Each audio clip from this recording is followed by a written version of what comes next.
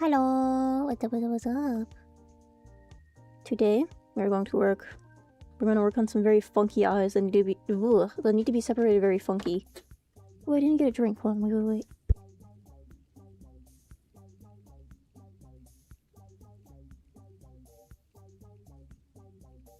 Okay, drink acquired. Excellent. Muy bien. Hello, what's up? Thank goodness Grubs was here. I would have freaked out without him. Yeah, don't worry, Grubs was here. Worry not. What, puppers? Yeah, that might happen.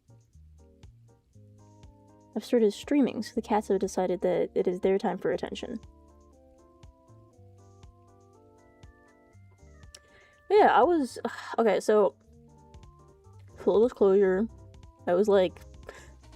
nearing 4 hours late for stream. But... This time it wasn't my fault. Oh, sorry, where's your grubs, though? Apologies. Apologies. There was no grubs on screen. However could I do that to you? But I was 4 hours late to stream because my Wi-Fi decided to go out as I was setting up stream. Because of course it did. And then it didn't get back up until like 20 minutes ago. During the last hour before I turned 19 here, suppose it's better use of my time than doom scrolling. You should order yourself takeout. That's what I do on birthdays. Yeah. There's no Wi-Fi issues, you just hate us. Ah, shit, he saw right through my lies. Shucks, also, I took a nap during that, and I set alarms for every, like, 20 to 30 minutes to check if the Wi-Fi was back up, and so that's why my voice is, a little bit eepy sounding, just a wee bit. Kind of like my friend's Wi-Fi. This shit, like, barely happens. I don't know, it just decided to break right when I was going live, because of course it did.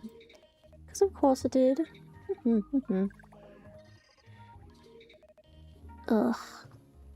YOLO. Anyway, the eyes we're working on today are very fucking weird. So the separation for them is gonna be really fucking weird. And I think I'll be able to make a mock-up just fine, but for most of the face, it's gonna look very strange until I import into, Lab 2D and fuck with shit. Should I stare at Grub or should I watch Deltarune? If you can go play Deltarune, go for it. Grub wouldn't hide the fact that he hates us. He'd tell us he despises us to our face like a real bug. This is true. Stuck in the car right now, otherwise takeout sounds gorgeous. Perhaps tomorrow? I'm off to a water park, so who just knows? Oh, god, now I want takeout. I still haven't made my pasta. What the fuck is that? Oh, it's a little bit of fuzz on my desk. I thought it was a bug. I got scared. I still haven't made my pasta. I want to make my pasta. But I've been streaming in the evening, so I need to make it early in the day, but I'm sleeping early in the day. Oh, maybe I'll make it after stream today. Alright. I wanted to... Do I have the right thing copied? I do.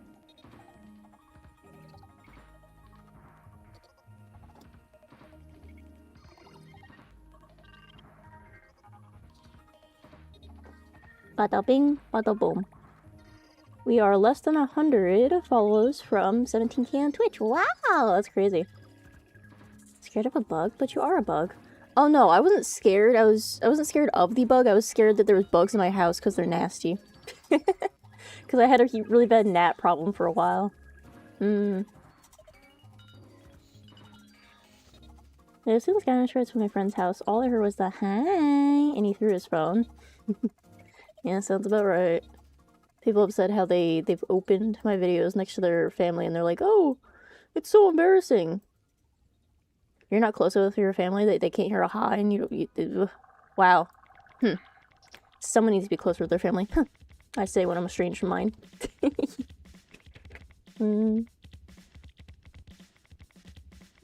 Spiders are good. Keep spiders, they kill everything else. I would, but I have pets. And I don't know the types of spiders in this state, so I don't know which ones, like, will make them sick. Seen more people fucking adore the high. This is true. I think every single short video thingamajig. I haven't checked I posted one today and I didn't check it like all day. I think like every single one, people are like, oh, I like your high, I like your voice, la la. Type shit, type shit.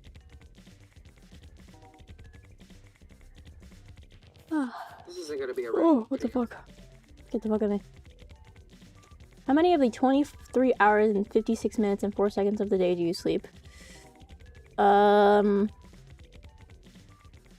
sleep when God intends. I'm self-employed, so as long as I'm away from my streams, then it's fine. Is that my king I heard? No, it's, a random chick on TikTok, because I opened it to check my short, and she's talking about Bob's Burgers. So full 8 hours then? Sure, let's say that. So when exhausted, when I stay up too long, I guess, and then I get 8 hours of sleep. I don't appear, but the Hyatt refused to let me leave without at least seeing it through. Now I'm here in snare. I've heard that a lot of people have it as a vocal stim now. Yes. You're high. It's adorable and silly. I find it very whimsical. I don't know about adorable. I'm literally just a whimsical quitter. Understand, Grub receives 12 hours or 4 hours, not in between. Yeah, sometimes I'm just dead to the world, and a few times, or more than a few times, my friends have all, like, spam messaged me to see if I died or something. And then I'd wake up and be like, hi guys, wake up, la la! First that you're a moth, then a slug, and I finally realized you're a grub. Yeah, I get, slug, sea slug, spider, moth, I've gotten crab. They are friends. I've gotten alien. I've gotten slime, like a slime monster. I've gotten a lot of things. Crab, yeah, I don't know. Maybe it's because I have my pinchers in my hair. I don't understand the spider and slug, but nothing else. What? I don't know. Thank you for subscribing, Coca the Capybara. What's up? And also, thank you for subscribing, Nova Bunny. That was before the stream. Ta-da! I thought you were a spider. I'm not a spider.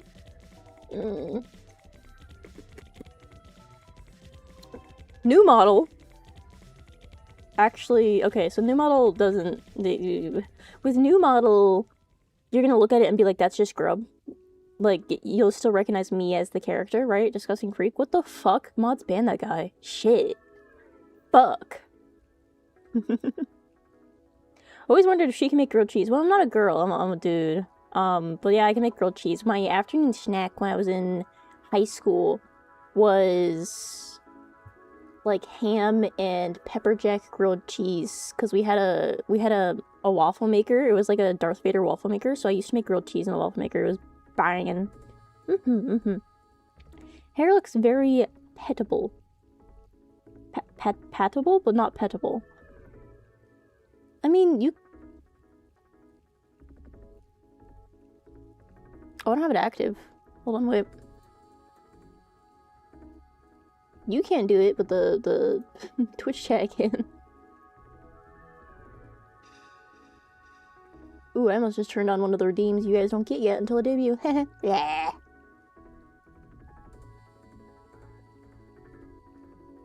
You can. If you understand, what stand would you like to attain? Like in JoJo? I don't know. I don't know about JoJo.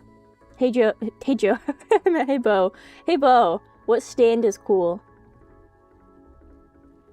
Griff, I have a question. What? Yeah, about itchy. Say as many slurs as you want. No. What? Hello? Pepper jack grilled cheese is the only form of grilled cheese. I would do pepper jack grilled cheese, and then I would also like I love banana peppers. I've always loved banana peppers, so I'd get banana peppers and I'd pat them dry because they're usually like sopping fucking wet, and then I'd put them in the sandwich, in between the meat and the cheese, and it was just banging. Type of grub are you? Wouldn't you like to know, other boy? I am based on like a common garden grub because they can be blue, but whenever someone asks, I just say that I'm a mythical grub type so that I can do whatever the fuck I want without it being, you know, confined to the cage of proper biology. Hi. Signal sucks. I will return once more with then 5 seconds at a time. Okay, bye-bye. Have fun doing whatever you're gonna do. Best part of banana peppers is juiciness. Yeah, it usually is, but in a grilled cheese, you don't want it to be like sopping wet, because then it won't grill the cheese. It won't grill the cheese how I want the cheese to be grilled.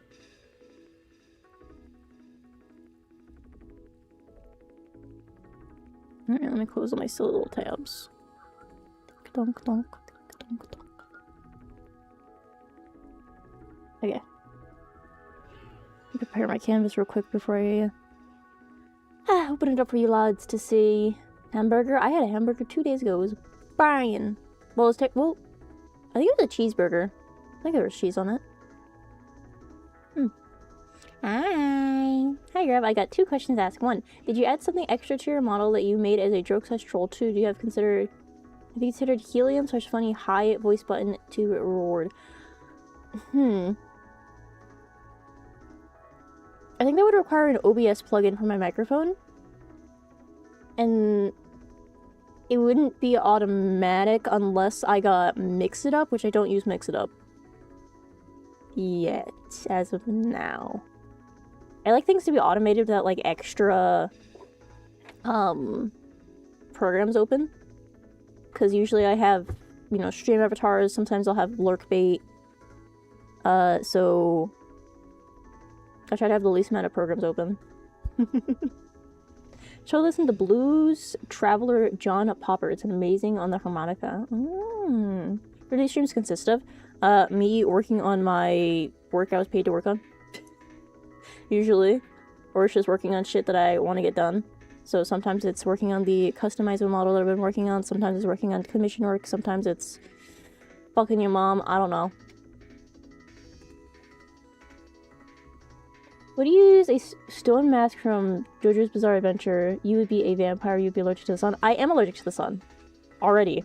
I'm allergic to something in sun rays, and if I'm more prone to burning, and if I get sunburned, I have induced muscle spasms and seizures. Yeah. Ugh. I got smited by the gods themselves. How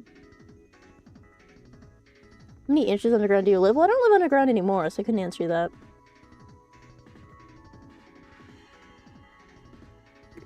So a vampire without any without any of the cool shit? What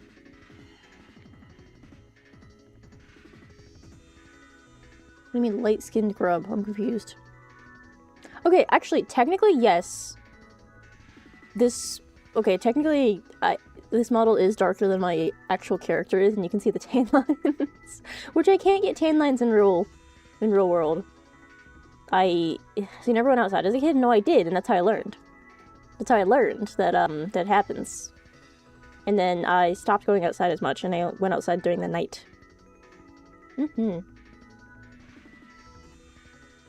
so weird, but I want to say I'm so jealous of your voice. I have the most masculine voice ever, and I hate it so much. I like masculine voices.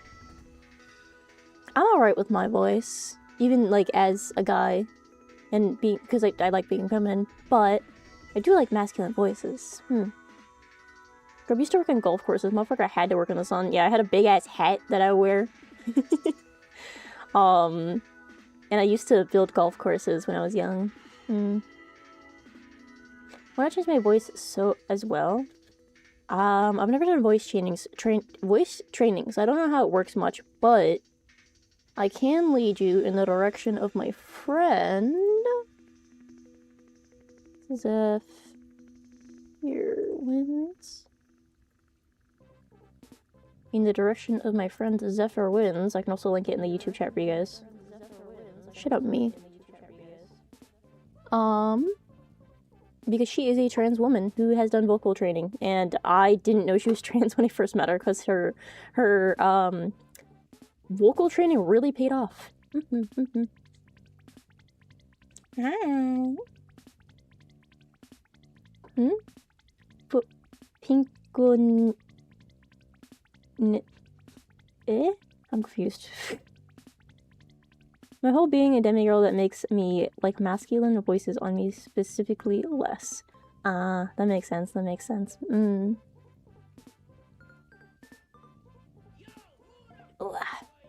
Actually, no problemo. Alright, let's get... Wait, I need to import a few more things. Wait, I'm a fucking liar, actually? This one? Do I need this one? Yes. Today we're working on mostly the face. I don't know if we'll get into the hair, if we'll just finish the head today.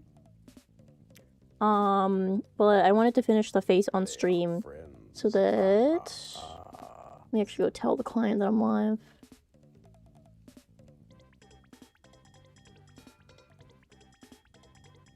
There we go.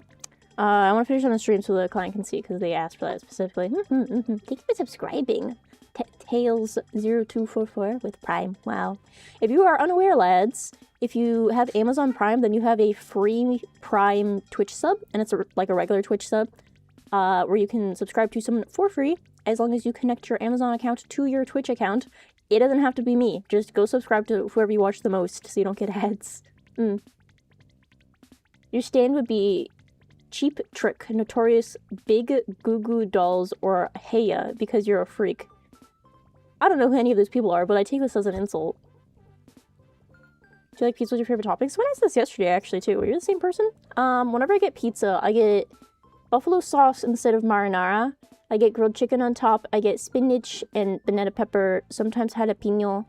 And sometimes black... What are they called? Olive. Black olive, yes. I implore you to look at them. No, I don't wanna. I don't wanna.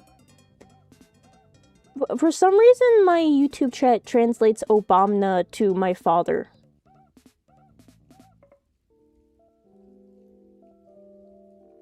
Who says marinara like that? What do you mean?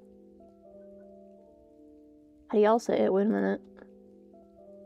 How to pronounce marinara? Marinara. Marinara. Marinara. Marinara. I'm not saying that shit. Fuck you. When I first heard you, I thought you were a tomboy. Yeah, common. Very common. You watching the World Cup? If so, who are you rooting for? I am not, but I find it very funny that that one VTuber chick keeps rooting for teams, and then every single team she chooses to root for loses. TTS is not on the Never Worker, sadly. Marinara. Marinara. What do you think the best topping on pizza? Banana pepper. Banana pepper, best topping on pizza. I want to try sardines on pizza, because I quite like sardines just as is. And I've just never had it on pizza. I do... Hold on, I'm not going to show you my screen just yet. I want to see...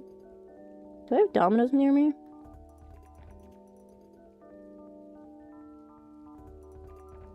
Oh, I do have Domino's near me. How much is it to get Domino's?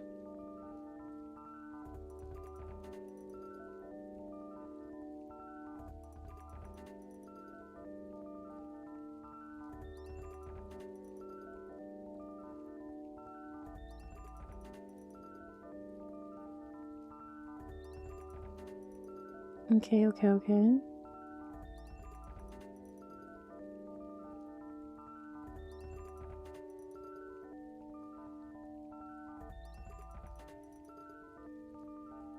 I'm not ordering a pizza. I just went to I went to check the price. I think it's expensive to order pizza here.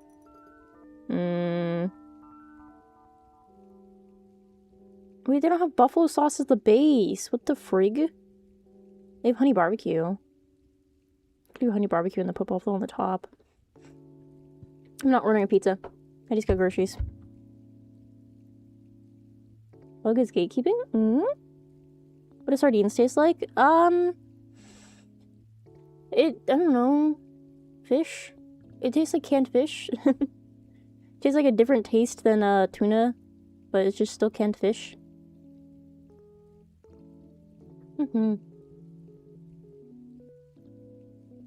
I think beetles are better than butterflies, but moths are better than beetles.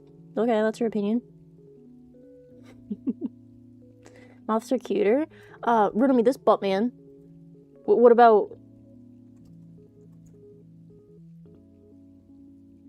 What... Hold on.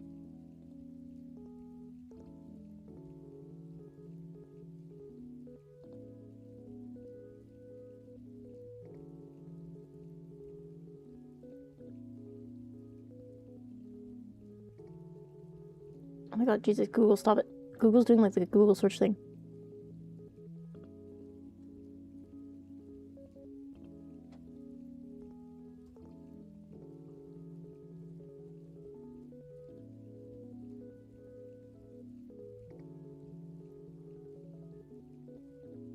Can I see their face? Hold on. Face.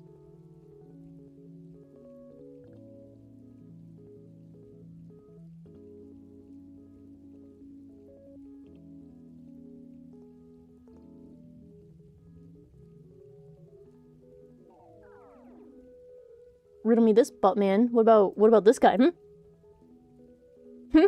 Still think moths are cuter than beetles, huh? What about this fellow? This is the golden tortoise beetle. They're very cutie. Are you green? I'm not green. What do you want about? Grapefruit on the table. I don't know if I've ever had grapefruit. I'm an idiot and didn't read the packaging. Bagged chicken on the sale is plant-based, right? Moth fix to cover the evil chat. I can just take away the chat. You guys cannot have chat privileges. That's allowed.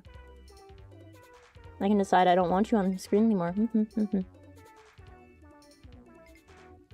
I got a handy dandy little button here that just makes you go whoop. Whoop. Beetles have a brand name called the Beatles. No way. No way. This guy's lying in my chat. Also, person who's never had any fish speaking here. I have no idea. It's hard to explain the taste of fish, because they all taste pretty differently, but there's this underlying flavor there as well. I highly implore you to try some fish.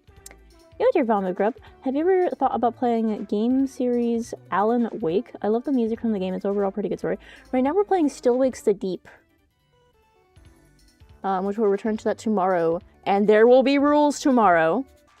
There will be rules tomorrow that if you backseat me, or if you are mean to me for no reason, you will be banned. You will be either timed out or banned. I had to ban 20 people across chats yesterday because people were being very mean. For what? Buttholes would be sniped? Okay, I didn't say that, actually. I'm gonna allow that so people don't think I'm crazy, but I didn't say... Hey, now. 20 people. Yeah, I had to ban 20 people. Like, I can deal with a little teasing, but it was people being like, "Oh, does baby need a little rest?" Oh. It was like patronizing. I hate that shit. Oh. Why am I... Oh, wait. People suck at shit. They're just being very rude.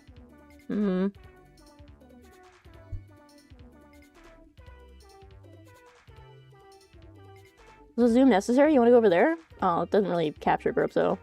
Captures his eyes. Where's Grub, though? There we go.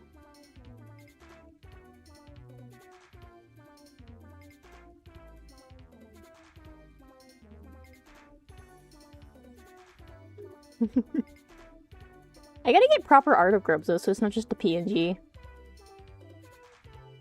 By the way, I'm not in the middle of the ocean. I was just being stupid. I think this guy's in the middle of the ocean. I think this guy's in the middle of the ocean and he's fucking lying to us. What the fuck? Not cool, man. Not cool. Console, my beloved. That's Grubzo to you. Ugh. Is that a recolored Big Bird?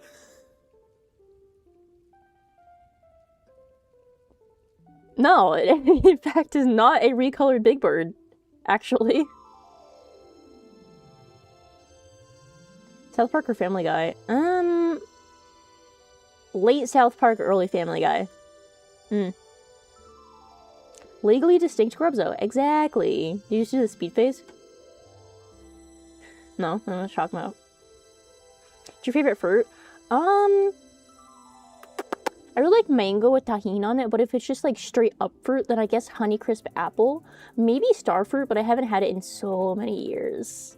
But if we're talking about like flavoring of a fruit in other things, not the fruit itself, then I like lemon flavored things.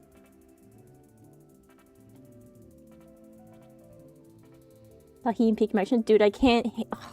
I don't have tahini in my house because whenever I have tahini, I can't control myself, actually, and I just eat it straight up, and then I fuck up my mouth. Wawa. Dude, we don't have Wawas here. Well, actually, I don't think we have... Do we have Wawas in Washington? Does Washington have Wawa? No, Washington does not have Wawa. Fucked up. Give me Wawa. Give me Buc-ee's. I deserve it. Also, a fan of Japanese melon. Straight up a goal to eat genuine one day. Well, I think we have those here. I think we have those here. I've never tried them, but maybe I will. Why is grub green? I think you're colorblind. I can be more yellow. Oh, wrong thing. Is this better? It's kind of nighttime though, so I was on the night setting.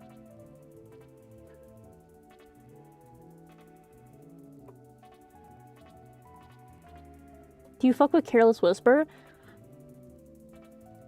There were 7 people playing saxophones outside my window playing Careless Whisper.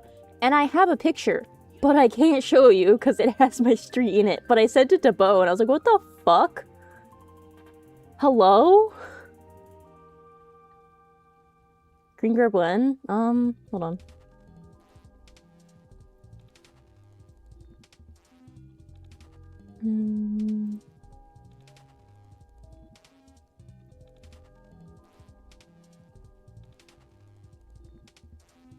Is this what the people want?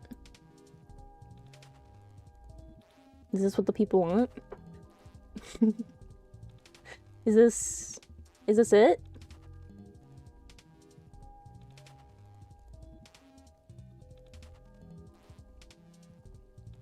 I can also be pink. There's just a color slider. Why are you blue? We could be piss grub. Jalapeno grub? Oh god, I want a jalapeno sub. Sounds yummy. Shiny grub. Golden grub. Alright, that's enough of that. Someone asked when I'm gonna have a bald toggle. It'll be on the new model. In next month, August 11th, we are having 4.0 debut, and there will be more toggles, both that I get to use and that you get to use on the model. And one of them is a ball toggle. It won't be active during debut. It won't be active during debut. None of the interactables with my model will be active during debut, but it'll be active afterwards. You ever tried to use Windex as body wash? It says spray on a flat surface. Well, my front is flat. My back is not, so I don't know if it'll work. How are we going now? Because it's currently 11 PM. I'll leave with this. Oh, thank you. Back to green grub, I guess? Blood finds out they are colorblind. We.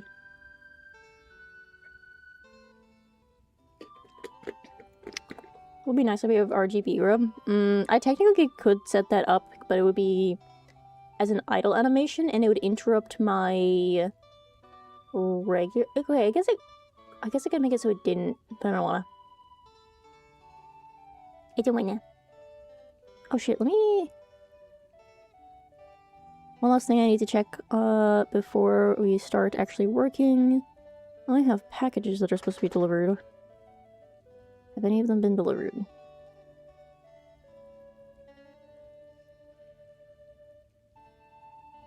No, they all got moved to Monday. Alright. Let's check the other thing.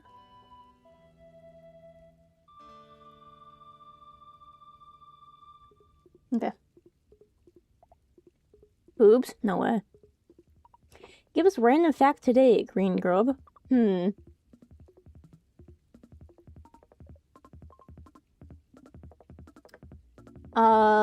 you... I've said this one on shorts, but did you know that... there is a scientific term for having attraction to criminals, specifically hard criminals, you know, ones that have killed people. It's called hybristophiliac. Hybristophiliac. And that's a gender-neutral term for, you know, both men and women who are attracted to someone who has committed a very serious crime. And it is what the Dahmer fangirls were. They wrote him letters in prison. And there are two different types of hybristophiliac. There's passive, which is, you know, like writing letters, obsessing over them, but keeping distance. And there is active, or otherwise known as aggressive. And it's where they're so obsessed with this person being like a bad boy or like a really cool lady that they aid them in their crimes. Can you type it? Yeah, I can type hybristophiliac. Wait, how do you spell hybristophiliac? Hybristophiliac. Okay, no, I did type it correctly. Okay, I was just second guessing myself.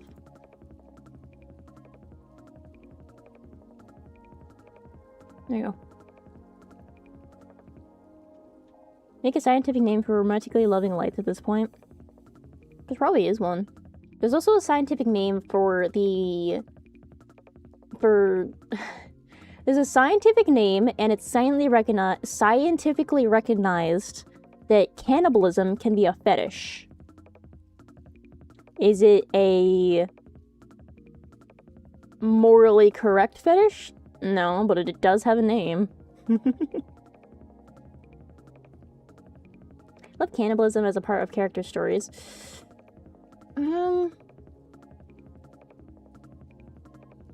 There's technically not cannibalism in mine, because I don't eat other grubs. Did you go to the Anime Blues convention? No, but I am going to the PAX West convention. Yes. Cannibalism, not surprised coming... What? Why is this doing this? Surprised coming of DeviantArt. Yeah, this is true. Sorry, my chat on things being weird. Any specific type of grub? No, I'm a fictional grub, so I can do whatever the fuck I want.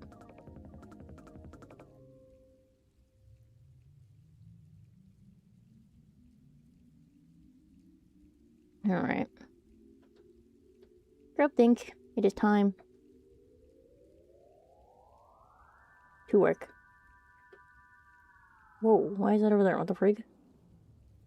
Hello? Okay, that's fine. Is that the phone capture that's fucked up? It is. Why is it so wide? Okay.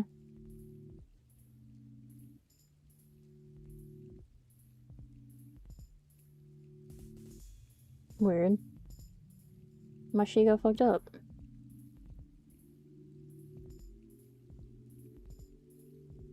I can make myself bigger as well.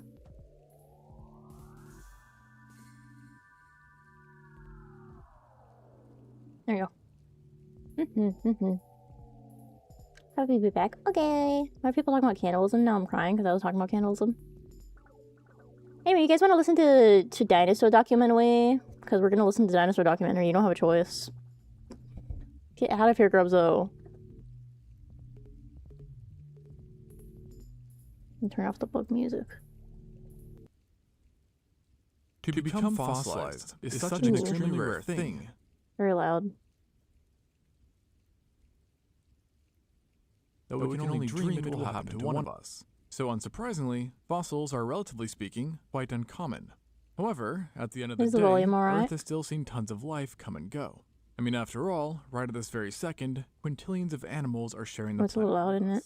So it's not hard to see why fossils still end up being very numerous, and entire industries exist around them. What's your favorite dinosaur? I don't know. I've been learning a lot about dinosaurs recently. I keep watching documentaries. And so I've just consumed so much dinosaur media lately. it's really quite seldom that we do actually make a discovery that is both new and mind-boggling. But it has happened more than once, and there are a few animals that have left paleontologists Alright, we're gonna work on the just eyes. scratching their heads, unsure of what they've stumbled upon, even to this day. And there's perhaps no better case than this than the Tully monstrum, We're lovingly actually... nicknamed the Tully monster. And monster honestly might be the closest you'll get to figuring out what this thing was, because it was not only terrifying and crazy looking, but also confusing. We're gonna scale Its up the modern eye to be story really started big, and all that's the way gonna back in be 1966, like shrunk back when an down amateur collector once was exploring in the Live 2D, which is the Carboniferous original regions of program, and we're doing Formation this so in that it's like Illinois. really crisp During his at a expedition, small he stumbled size. upon not one, but multiple strange fossils that he could tell were organisms, but of what Spinosaurus with kind, he these had no stubby clue. legs. And even after I collecting like a few the and studying depictions them of more dinosaurs closely, that are all he like still could not gather a fatty. guess. I think it's silly So, looking. he decided to get an expert's opinion and take them to the Field Museum of Natural History. Having intentions of But making to a their Discord server for surprise, real? We have a they were Discord just server. as stumped as he was, being absolutely perplexed by the odd features of this new creature, which included a cigar-like body, triangle fins, long-stalked eyes, and a proboscis-tipped mouth, making it We have a kind Discord of like server, an animal but straight out of each Subnautica, person is a verified horrifying manually one by at the that, mods, with the so only please be saving grace patient with the being its small verification. stature, with most of the Well, these guys fossils are ugly, under Bo. 35 centimeters or 14 Wait, I inches like long. the Now, organs in the unsurprisingly, stripe its sheer thingies. oddness Those are attracted silly. a lot of attention, both domestically and internationally. And yet even then, with many researchers looking at it, no one could come up with a good idea of what it was, with different guesses including that it was a mollusk, arthropod, conodont, worm, tunicate, or just some kind of vertebrate. The only thing they could really all agree upon was that it almost certainly lived in water, Yes, I'm my beloved as avatar though community Illinois in is them. nicknamed I the have Curved recently State. gotten to Hundreds of watching millions of years this ago, guy in it was particular. submerged by a shallow tropical sea. And given where I'm the watching a Tully lot of monster them. specimens were found, it's presumed to have been an open marine organism that would occasionally be swept onto the shore, and thus leading to its multiple groupings, and the idea that it was free-swimming. In other words, not clamped to the seafloor or any structure. And from then to now, nearly 90 years later, we really don't know much more. Heck, we've pretty much only concluded that they're bilaterians, which honestly doesn't say much considering how immensely broad this classification is, seeing that, you know, literally 98% of all animals fall under it. And along the way, while a few have claimed to have figured this strange creature out, nothing has stuck. But on the bright side, we do think Does it take we know a month bit for more about its verification though? lifestyle now, It shouldn't. with scientists suggesting that I think its the odd mods are mouth pretty on top rendered of it it. a carnivore who hunted in the ocean's water columns and preferred muddy waters. But beyond that, the dude's a mystery. And oddities out of the US of A do not end in Illinois, as it was in Montana that a fossil was located in the 70s, which was so unlike anything seen before that it was simply dubbed an alien goldfish. This was the Typhlosis. This remarkable find came out of the Bear Gulch Limestone Formation, and happened to be even more ancient than the Tully monster. What was that one dating to the dinosaur Super where Age they're like, some wow, this guy's mouth is 330 really million fucked years up. It's ago, crazy and the how they fossil was evolved so to be like that, and then it confusing turns to out it was researchers just a that it different actually went dinosaur with its unreported for a face very like long time, deformed as no one wanted to deal and all with the headache smushed of trying in. to figure out what it was. And the only real lead they had was that its body was swindle-shaped, teeny-tiny, and possessed one single tail at the end, suggesting, like our friend Tully, it could swim on its own. But besides this, nada. Well, actually there was more, but it really only set scientists back more, adding just head-aching amounts of confusion, as it had no other exterior appendages, lacked a midsection, or anus, and literally had an organ that was never seen before or since, which is now dubbed a pharodiscus. And yeah, we have no clue of what it does, except that it held high concentrations of iron. And so, what do you do when something is very old and super strange? Well, you find an equally bizarre family, and then cram it in there. In this case, the conodonts, a group of jawless vertebrates found virtually everywhere. And this claim wasn't too outlandish, as paleontologists have I been should thrown be with about my shit, come on after now. discovering a brand new specimen with conodont-like teeth, a great sign that it might have been one after all. And briefly, scientists were able to take a breather. However, things were soon upended, as one researcher realized these teeth did not belong to the alien goldfish, but rather represented something it ate, as they were located in its guts, and thus putting us back to square one, except with the added information that we're now pretty sure I it don't was know a why I'm so carnivore. uncomfortable right now. Sadly, this new info remained the only Riding your update on chair, dry Typhlosis honing for it to 3 armpits and decades. feet. But it was finally interrupted by a Try gooning to groundbreaking armpits and statement feet. in 2022 that Typhlosis What? was maybe, not for sure, but just maybe, a drumroll please. Recent mollusk. changes, I think dinosaurs Now, look you like may they wanna sit down all for look this silly now and but nowhere this near as claim cool as we came thought. after the Yeah, discovery I that it mean, had a toothy tongue that it shot makes prey from sense. its, There's no way they would be guts. shrink wrapped around Yeah, their sounds kind of out skeletons there. like we originally And it thought. turns out that some animals today do something a bit like this, namely again our friend the mollusks. with their tongue-like structures called radulas. I don't think I and thus realized how leading to our rare it friend actually is Typhlosis for being linked to them. dinosaurs to Only be problem is, fossilized, though. that it also has turned out that radulas have evolved independently in non-mollusks too. So, in other words, it may be too early to say what this blob-like cretin really was. Blob-like This is cretin. definitely one of the hardest cases to crack out there at the moment. But hey, at least it's a solo job, as sometimes puzzling fossils come in pairs. And actually in this case, came from the same place as the Tully monster, the Mason Creek Formation. It was here that two different fossil discoveries were made that stumped people enough that the best analogies they could come up with was to explain them with a literal alphabet, specifically 2 letters. These fossils would eventually be named Aedicystus and Escumasia, and though not really related, they have become known together as the H and Y animals, respectively. Aedicystus, the H1, was arguably the weirder of the two in the looks department, and it really did resemble the letter H, with a weird growth in the middle of it. Now, unsurprisingly, we know very little on why it was shaped like this, or what the functions of its limbs were. Yet researchers guess it might have fed on free-floating particles and organisms, and was likely a colonial animal that grew for the entirety of its life, evidenced by specimens widely varying in size. And besides coming in different sizes, they also seem to have come in different shapes. How fun. As that sack which stuck out could be circle-shaped, heart-shaped, Heard about Deltarune? and perhaps some People other always shapes. come into So my it really chat and be like, depended on the Deltarune? specific Deltarune? individual. I don't think I've gone a And while single this is stream a without very someone big if, mentioning hello. Researchers think that of all doing? the phylums, it's most I don't think I've had a probable single that stream without someone Aedicystus mentioning belonged to the Deltarune in genus like Chordata, which includes things like acorn worms so and long. carrot What happened branches. last stream? But People were mean to ironically, me. its fellow alphabet buddy, the Y-shaped Escumasia, How did it got here? looked You in a did way good. more tame than It was H, okay. but My has been Wi-Fi so went out when I was far more supposed to start problematic streaming, and of its then the taxonomy. stream was late today. This is mainly because it bears some strong similarities. Which top to 3 sea human you will anemones, bring if you but can it go has back to things see you don't dinosaur? find I would in not go Europe, back to see dinosaur. such as bilateral symmetry, a complete gut, and get this, I know better. and thus upending any inclination that we knew what it was. I like And for living now, in we can era only with say no that it was dinosaur, a thank you. animal, who also had a mouth, mind you, that came in the form of a large slit in between its so-called arms. Yet what these arms did is unknown, and frankly, they might not even be arms.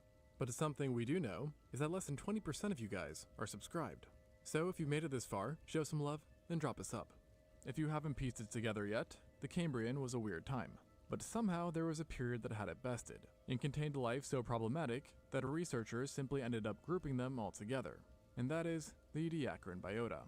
As its name implies, this group is from the very ancient Ediacaran period, which transpired between 635 and 538.8 million years ago, and represents the first time when fossils clearly depicting macroscopic life became common.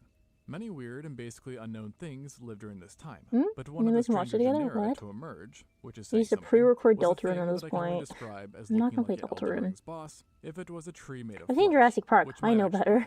be. So, without further ado, No, I'm just let watching me a shit ton of introduce you to documentaries lately, and I'm like, wow, I want none of that Is actually. essentially the combo of some of the most horrifying traits ever. When its fossil was first unearthed, people could only conclude that it resembled something you'd expect an alien to live in, given its openings at the top. Yet beyond this, they had no clue what they stumbled upon. It did kind of resemble a tree, like I said, though at the same time, when examining the materials of its so-called trunks, they realized that in life they would have been calcified. So in other words, this was no tree, and rather an animal, and represented the oldest evidence we have of a skeleton. And lo and behold, eventually fossils representing what covered its body were located, which only served to make it stranger and more nightmarish. Because as it turns out, Namacalathus was a real-life monster. No, really. This thing was covered in endless amounts of grasping tentacles and rows of spines that could have shredded anything that it made contact with. And remember those openings I was talking about? Well, turns out they were trypophobia-worthy biological windows, so to speak, that varied in size and in life would have been filled with organic matter. Now what they did is not known, but I sure hope for How its big were neighbor's these sake motherfuckers? that they didn't have anything to do with eating. And to just make it a bit more of an oddball, it turns out that these windows didn't just come in circle shape, but virtually every strange shape you can imagine, including, but not limited to, a heart, the moon, hexagons, heptagons, and so forth. Oh, and did I mention that I could adjust its size based on where it lived, and basically pop up just about anywhere? Well, yeah, it could. Though, naturally, given its terrifying appearance, it did have a preference for living in the abyss. Like literally, the abyssal plains. But now to the important I didn't question. realize that With all this said Abyssal and and done, what Hadal, is or it? Hadal, however you Visually, pronounce one it, could argue it were like the most actual, coral, like, gone very, very wrong. plains of the However, in ocean classic strange fossil where fashion, fish a study reside, on it and found not it to just have been made too up by complex to have been a by coral. dredge. And so honestly, Until I started we're not watching sure like what way it more is. documentaries. Pretty much the only thing we do I was like, know wow, is that it was alive I and thought they looked made very, that very shit up. freaky. That's scary. Now, while not to the same degree, many other life forms from this time also fit in this what the heck is it category, including things like the enigmatic Dickinsonia, which look basically like a rug you would find in your bathroom. Every time it Only reminds this me of the thing Grinch for lived some and reason. moved as well.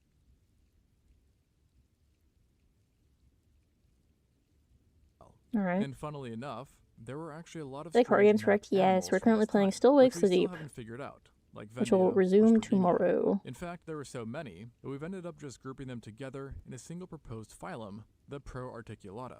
Together, members belonging to this group have given us plenty, and I mean plenty, of bizarre fossils over the years. And yet, despite their diversity and abundance, we still can't say how they exactly relate to other animals, with pretty much our only assumption being that they were in fact animals. And it's not just their taxonomy which is a mystery, but their morphology and ways of life are also highly subjected to debate, with no concrete I hate these earbuds so much. hypothesis Stop! universally agreed I'm not upon. touching it, And one thing and I'm not to me that is talking. quite infuriating is despite looking like perfect symmetrical beings, they are actually known for being slightly Right now it kind of looks like a asymmetrical, as Cyclops because I one need side does to not draw mirror it the big other. so I can Take a downscale look it and at it'll be all this. crispy. See how the lines Yes, don't yes, line yes. up? Unacceptable. Absolutely unacceptable. And another interesting thing about them is they Alright. might not even have left any descendants behind, which if was the case, means that they are evolutionary dead ends. But honestly, good riddance. Now I know the one-upping of the weirdness is probably coming quite repetitive, but, and it's a big but, there is somehow another period that holds an edge over all others in unanswered questions, the Rhyasian. Now to get here, you gotta go way back, like way, way, way back. 2.1 billion years to be exact, when the Earth was a freak show in every sense. I mean, after all, the Rhyasian does translate to stream of lava. It was during this time that a certain area rose that would one Alright. day give birth You guys to what the wanna researchers actually have get to dubbed coloring a the little bit? Francevillian biota. Specifically, in Gabon, Africa, Will YouTubers scientists see? discovered a large I think black it's like shale deposits, which Dead dated Earth or to the something. Rhyasian and contained lots and lots Extinct of odd structures. Zoo. Many were a bit Extinct Zoo. disc-like and were either circular or elongated. Then, while rarer, subsequent Besides discoveries files, involved guys, other what's types of the structures as point well of downscaling that included actual things question? that were more like tubes, Well, if I draw tubes, everything at and this even size, something that then resembled a the flower. file will be And in absolutely fact, their fucking forms and massive and it'll be laggy. characteristics are so But I perplexing draw the that no facial one even features knows at for a large sure size if and they're then I contained in downscale them fossils. so that even at At a small first, the size they're researchers who crispy, discovered because the how site described these VTuberMel's work is that organisms who were each multicellular layer and of probably the art is in a eukaryotes. texture However, atlas. It's not like a everyone was on PSD, board, arguing so instead they that weren't the alive program can and read rather had each been layer created by separately, inorganic even if pyrites, things are or over it. were So that's why you can artifacts of see like the back of my diagenesis. hair. Now, Even when the things are problem over it, here it's still was that there. the site was over 400 million years older than the previously known oldest example for multicellular life. What will you The wear saying for that autumn they're and winter? eukaryotes is quite Well, plain. in autumn and And winter, honestly, I'll be studying having my anything new 2 model. billion years old is exceedingly difficult, especially when trying to determine You know, that thank you for the knowledge. anything was life or not. And since Very its good channel, original that's what I'm findings, saying. the argument has gone back and forth. Rose However, banging. in recent years, most studies seem to support the idea that these structures really were fossils after all, as an isotopic analysis found that they were enriched with zinc, a possible sign of eukaryotic Alright, metabolism. let's... And then, just last year, one scientist made the claim that the area contained just the right ingredients for life. So imagine that, a find so confusing Start with our that we're coloring. only now deciding if we can truly label them as fossils. Ironically though, if it does turn out that the Francevillian biota was actually biota, we do already have some ideas on how they might have lived. Given their disc-like shape and lack of locomotion, they probably were not free swimmers. Instead being planktonic organisms that relied on water columns found in shallow, hot deltas, which were actually a rarity at the time, as Earth was really lacking in land back in those days. The funny thing about this case though, and the others I mentioned, is that while a lot of confusion has come from strange appearances, there are actually cases where the animal has caused a lot of head scratching, yet actually resembles life we are very familiar with. In other words, let me introduce you to Nectocaris. In 1910, this fossil was discovered in our old friend, the Burgess Shale. At the time, so many fossils were coming out of the place that it was essentially buried and forgotten about, yet eventually made its way back to relevancy and was described by an English paleontologist, who explained that this was a completely new mysterious creature that was a bit like a stretched out shrimp, hence its name, Nectocaris, which means the swimming shrimp. The man who officially described it was a bit perplexed, because it did share some similarities with arthropods, but its fins were basically the opposite of what you'd expect to see in one. And given the conflicting findings, he was unable to say what it was with confidence, and left it unclassified. But at some point, alright, this eyeball's going to be a little bit complicated visually for people that don't know how live 2D works. You jumped? He had it all figured out, I don't know about that. that it was a chordate. Focusing on his Do you like horror and frustrating games? I don't like frustrating games, I like horror games. A distinctive feature found in this phylum. And this stuck pretty well, for over 20 years actually. Until, that is, some rather important news came to light. It turns out that the original fossil was no bueno. In other words, incomplete. And not just a bit, because in 2010, over 91 more specimens in much better condition were uncovered that revealed that it didn't look like a deformed shrimp, but instead more like this. A squid-like creature, which had just 2 tentacles, a flat kite-shaped body, 2 stalked eyes, and then weirdly, no visible it's squid and soul. I actually have squid in my freezer. I should cook that up. Which Make a squid pasta. As a possible reversible proboscis, aka it could turn it inside out. Freaky. Anyways, seeing that it now looked a lot like a cephalopod, you would assume that the mystery was now resolved, and indeed it was proposed that Nectocaris was a brand new cephalopod, and the first one at that, being 30 million years older than anything known previously. But of course, when there is a new answer, there is bound to be a new problem. In this case, its appearance went against everything we know about cephalopod evolution. It was kind of like if a paleontologist found an animal resembling a modern human before, though, any of the most primitive primates had even appeared. But this is why the cephalopod idea was ultimately thrown out. And lo and behold, we are now back to square one, with the animal being indeterminate, and the only major update being that in 2019, a very similar fossil was found that was chalked up to being a very close related relative, and thus named Nectocaris.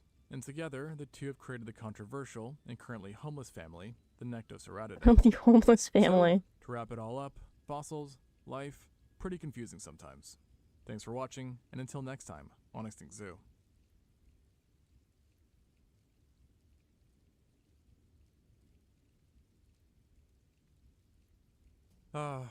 Australia. Easily one of the most beautiful countries on the entire planet.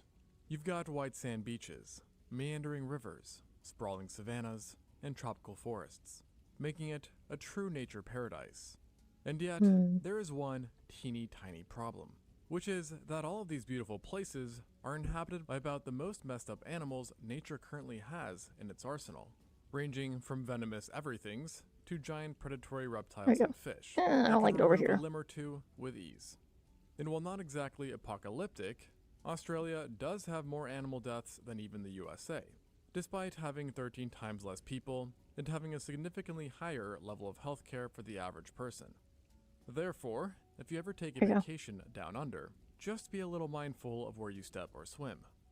But, regardless of how it is now, you can take solace in horror game the tier list? fact I've done that a horror Australia movie is tier list, but that actually was when I much more first safe debuted. I should do it again. It's than been over a was in the year. past.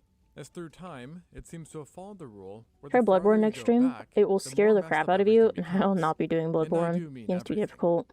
For example, just 50,000 If I were to do years ago, Bloodborne, it would, the like, I have Australians to were already dealing with the reserve largest land time lizard for ever, it. giant snakes, No, next stream's marsupial tomorrow, predators, and we're playing and Still Wakes the terrestrial Deep. We're crocs hopefully finishing that the could game, spread to cross and land. that one fucking water However, section that's broken. Despite everything Australia has thrown at the world during the Cenozoic, And then maybe none doing of the it compares to DLC. what it was like during the Mesozoic, as it was then that Australia was the perfect breeding ground for nightmarish animals, and united terrestrial, avian, and aquatics apex predators into just one single place, the Aromanga Sea. While the continent today is surrounded by water, it is for the most part still a very dry piece of land, with only 4% of its surface being covered by water.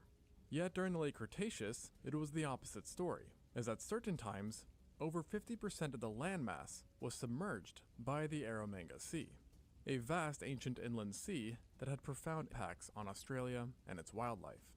Scientists believe that it was created during the early days of the Cretaceous, when warmer temperatures caused a rise in global sea levels, resulting in the ocean flooding Australia from the north and reaching all the way to Aromanga, Queensland, which happens to be the furthest town from any coast, and the inspiration behind its name. Even for an inland sea, the Aromanga was extremely shallow, being just a few tens of meters or feet deep in some areas. But what it lacked in depth, it made up for in width, as it was over 2,000 kilometers, or 1,200 miles at its widest, and all in all, was about the same size as the Sea of Japan. but looked nothing like it, as its waters were unusually muddy, stagnant, and for the Cretaceous, cold. With the most I'm very southern picky with this points top possibly eyelash. seeing It's a focal near-freezing point though, so you need to be temperatures picky with during it. the winter, a result of Australia having a lower latitude at the time. And yet, this strange stagnant Much as I soup love proved Bloodborne to and be Souls just what games was in needed general, I don't for an really see that explosion being your of cup of horrific tea. Yeah, I animals, don't think it as it is. created organic and iron-rich I cannot do Doki sediments, Doki plus Literature a Club. variety of I don't think coastal Doki Doki habitats, Literature Club is too attracting all sorts scary. of life, leading to its waters and surrounding areas being just about the busiest place on the entire planet. Now, throughout a good chunk of the Cretaceous, the Aromanga Sea I think wasn't the Outlast will place always you has. wanna be, but some Outlast will always points have. were definitely worse than others, and Outlast will reached peak always have a nucleus very during the special place in my Albion heart stage, as someone which took who place speedruns between it or used to speedrun it, and then 113 million years ago. occasionally still does. Given that it was the Cretaceous, you might be thinking But I that think if my you fell into these overall murky favorite horror waters, you'd be game, met with a titanic mosasaur, probably or Dredge. perhaps two. But in reality, there was actually no mosasaur. Just because I really like the story, I really like, you know, the environment, the art, the music. Who would have given mosasaurs It's a a very good pretty run for their game. money, and were arguably scarier. The pliosaurs. I have and continue to While play mods for mainly Doki being Doki known as the Literature Club. I king didn't of know the there was mods for Doki Doki The Literature early Club. Cretaceous did have a few still roaming around, and Aromanga in particular was a hotspot, with multiple kinds being present. Based on pure looks alone, they did have a bit of an edge over mosasaurs, sporting giant wide skulls lined with razor-sharp teeth and robust but streamlined bodies equipped with 4 large flippers that helped them maneuver the shallow seas with eerie grace and speed. And among the bunch that called these prehistoric waters home, the most abundant, who also happened to be by far the biggest and baddest, was the Kronosaurus, who was one of the biggest pliosaurs to ever live, and the biggest predator within the Aromanga, with adults reaching 11 meters or 36 feet long, and weighing over 15 tons thanks to their robust builds, which actually made them heavier than the later giant mosasaurs. And this might not have been its final form, as 2 titanic specimens suggest a theoretical size of up to 13 meters or 43 feet, akin to the length of certain gray whales. So naturally, everything on this apex predator's body matched its stature, with its flippers all being longer than the average NBA player is tall, and its skull reaching sizes greater than anything seen in dinosaurs, minus ceratopsids, with one specimen having a head a third longer than any known T-Rex skull. Each of these massive domes came with 6 pairs of pointed conical teeth that could be both recurved and lined with grooves, allowing for seamless deep punctures as it bit into prey. And because each tooth had a very wide base, paleontologists assume it was specialized in hunting large animals, even more so than other pliosaurs, as its teeth were unique amongst its family. And not to mention that its bite I love force was dinosaurs. also insanely I think about the Silent Hill games. with one test finding that an I have all the adult Resi Kronosaurus games, and I kind of want to play could those likely before I play the deliver Silent Hill over games. I 27,000 newtons of force per bite, haven't, because I've which, as you been know, 18 times the busy. power of a tiger's I'm bite, trying to get better more about than like enough actually to playing crush games or on punch stream though. holes straight through tough flesh, muscles, and bones. And to the Are you a dismay girl of in all real the life, but your living VTuber character is a sea, boy? No, I'm a that venture boy. into it, Both. Kronosaurus Both would are have also boy, had a yes. massive appetite. Grub is grub, As not girl or studies boy. on its No, I'm a bone growth dude. found an extreme level of metabolism which Loosely, rivaled that I of hers. guess. Therefore, it's technically possible that each day, a large Kronosaurus needed to devour tons of food just to sustain itself, and its metabolism let it stay in the most southern, coldest parts of the Aromanga Sea. Therefore, if you took a swim and felt a little bit chilly, you'd probably know it was time to leave. Its voracious appetite is actually reflected by a wide range of other animals who are found with either bite marks in their skeletons or located directly within the stomach of a Kronosaurus. And to date, confirmed victims include giant turtles, plesiosaurs, fish, squid, large marine reptiles that were 60% of its own size, and even dinosaurs. So simply put, the Kronosaurus did not care what you were, it just cared if you had meat. So Arby's, watch out.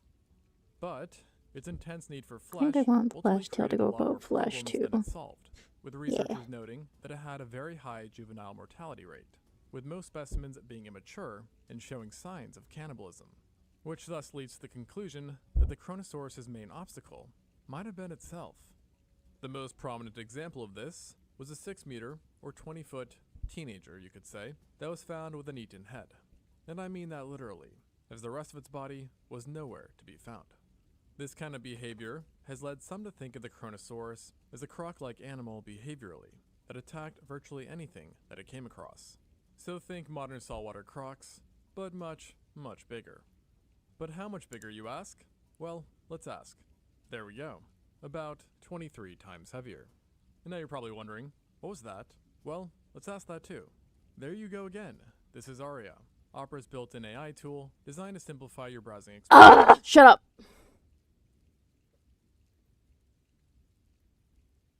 Surprisingly enough, despite its many intimidating traits and size, there were still predators out there willing to challenge its reign, even being known to take a bite out of it occasionally. Talk about the nerve. So, what carnivore would be crazy enough to try this? Well, you only have to look at our own waters today, because the answer is sharks.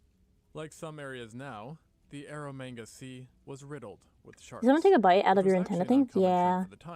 I've actually done a few teasers for the new model that's debuting next month, and there's a secondary bite taken out of it.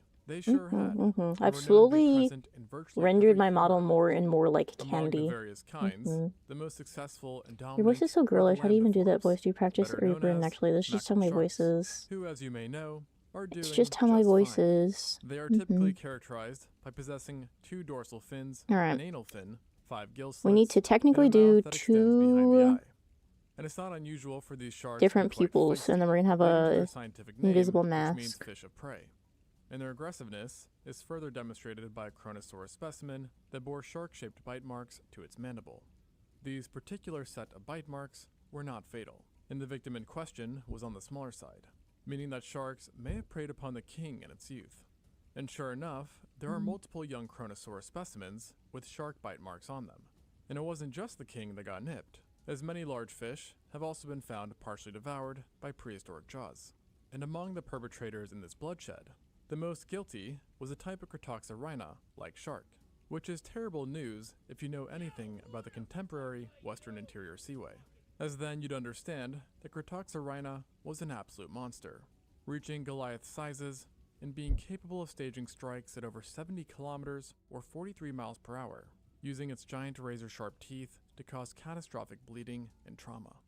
It's not usually how I render people's, but each client requires something special. After the famous Ginsu knives.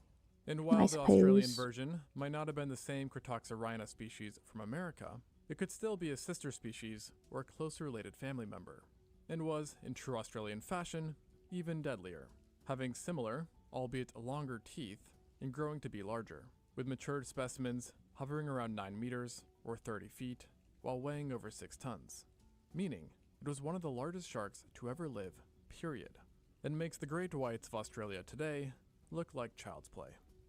The abnormal Child's play? Chucky? In the sea might have been due to their powerful senses, which theoretically helped them navigate the murky waters and gain an advantage against competition. Or it could have been just something to do with Eromanga Sea in general, as there did seem to be a pattern of animals doing well here that were not generally popping off elsewhere. And another example of this was a group of animals actually in the midst of their own undoing, the ichthyosaurs. While these were the rulers of the Triassic and large parts of the Jurassic, ichthyosaurs had found themselves in a rather rut during the early Cretaceous, and were beginning a downwards trend that would unfortunately not stop, courtesy of climatic upheaval. And yet, in the Eromanga Sea, some of them were making one last stand, thriving. Cool. We have our 2 pupils, and then we're gonna add a completely straight line. Eromanga ichthyosaurs still had impressive diets, which included a diverse amount of fish, occasional marine reptiles, and lots of squid. And this will make way more sense in rigging, but we'll make a little mock-up so I can show you what it'll look like. While these guys were reptiles, they did bear quite a coincidental resemblance to dolphins, and likely mirrored their agility and speed, with their length-to-depth ratio being between 3 and 5, which is the perfect amount to reduce water resistance and drag. They also possessed smooth skin, compact bodies, and large tail flukes, all making them among the fastest swimmers in Australia, and about 20% faster than any other marine reptile in their environment. And if you took a swim, you'd expect to see a few kinds flying about.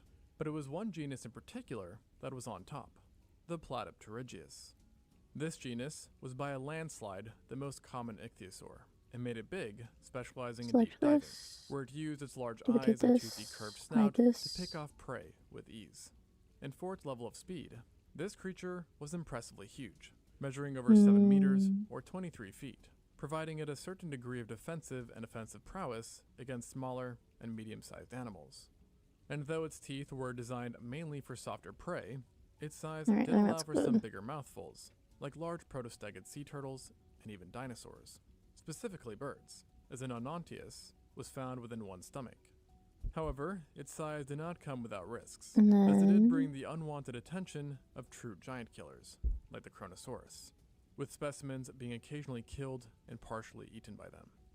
There is also evidence that these ichthyosaurs prefer to stick to the southern shores like the pliosaurs did, too.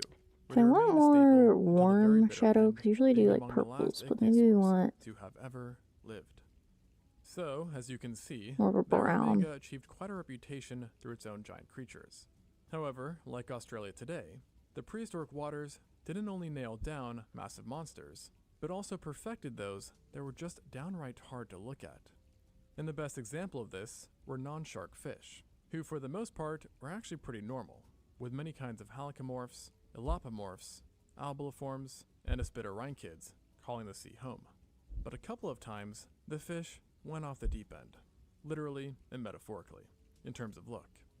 For starters, there was the Xephactinus-like kuyu that grew to be over 8 feet or 2.5 meters long, and had a big old ugly mouth that let it swallow down prey whole that was nearly its own size. So, you do the math. It typically liked to stick to the surface and was equally distributed. This is going to be cast sea, shadow, even being found in narrow straits and this is going to be water. And while it was certainly an unfriendly sight, it wasn't as disturbing as something we are quite familiar with today: swordfish. Yeah, their long rostrums make them a bit odd and at times dangerous. But the swordfish I'm talking about was messed up for a completely different reason. There you go. Its teeth. Now this probably sounds a bit strange, And considering then that modern swordfish are toothless.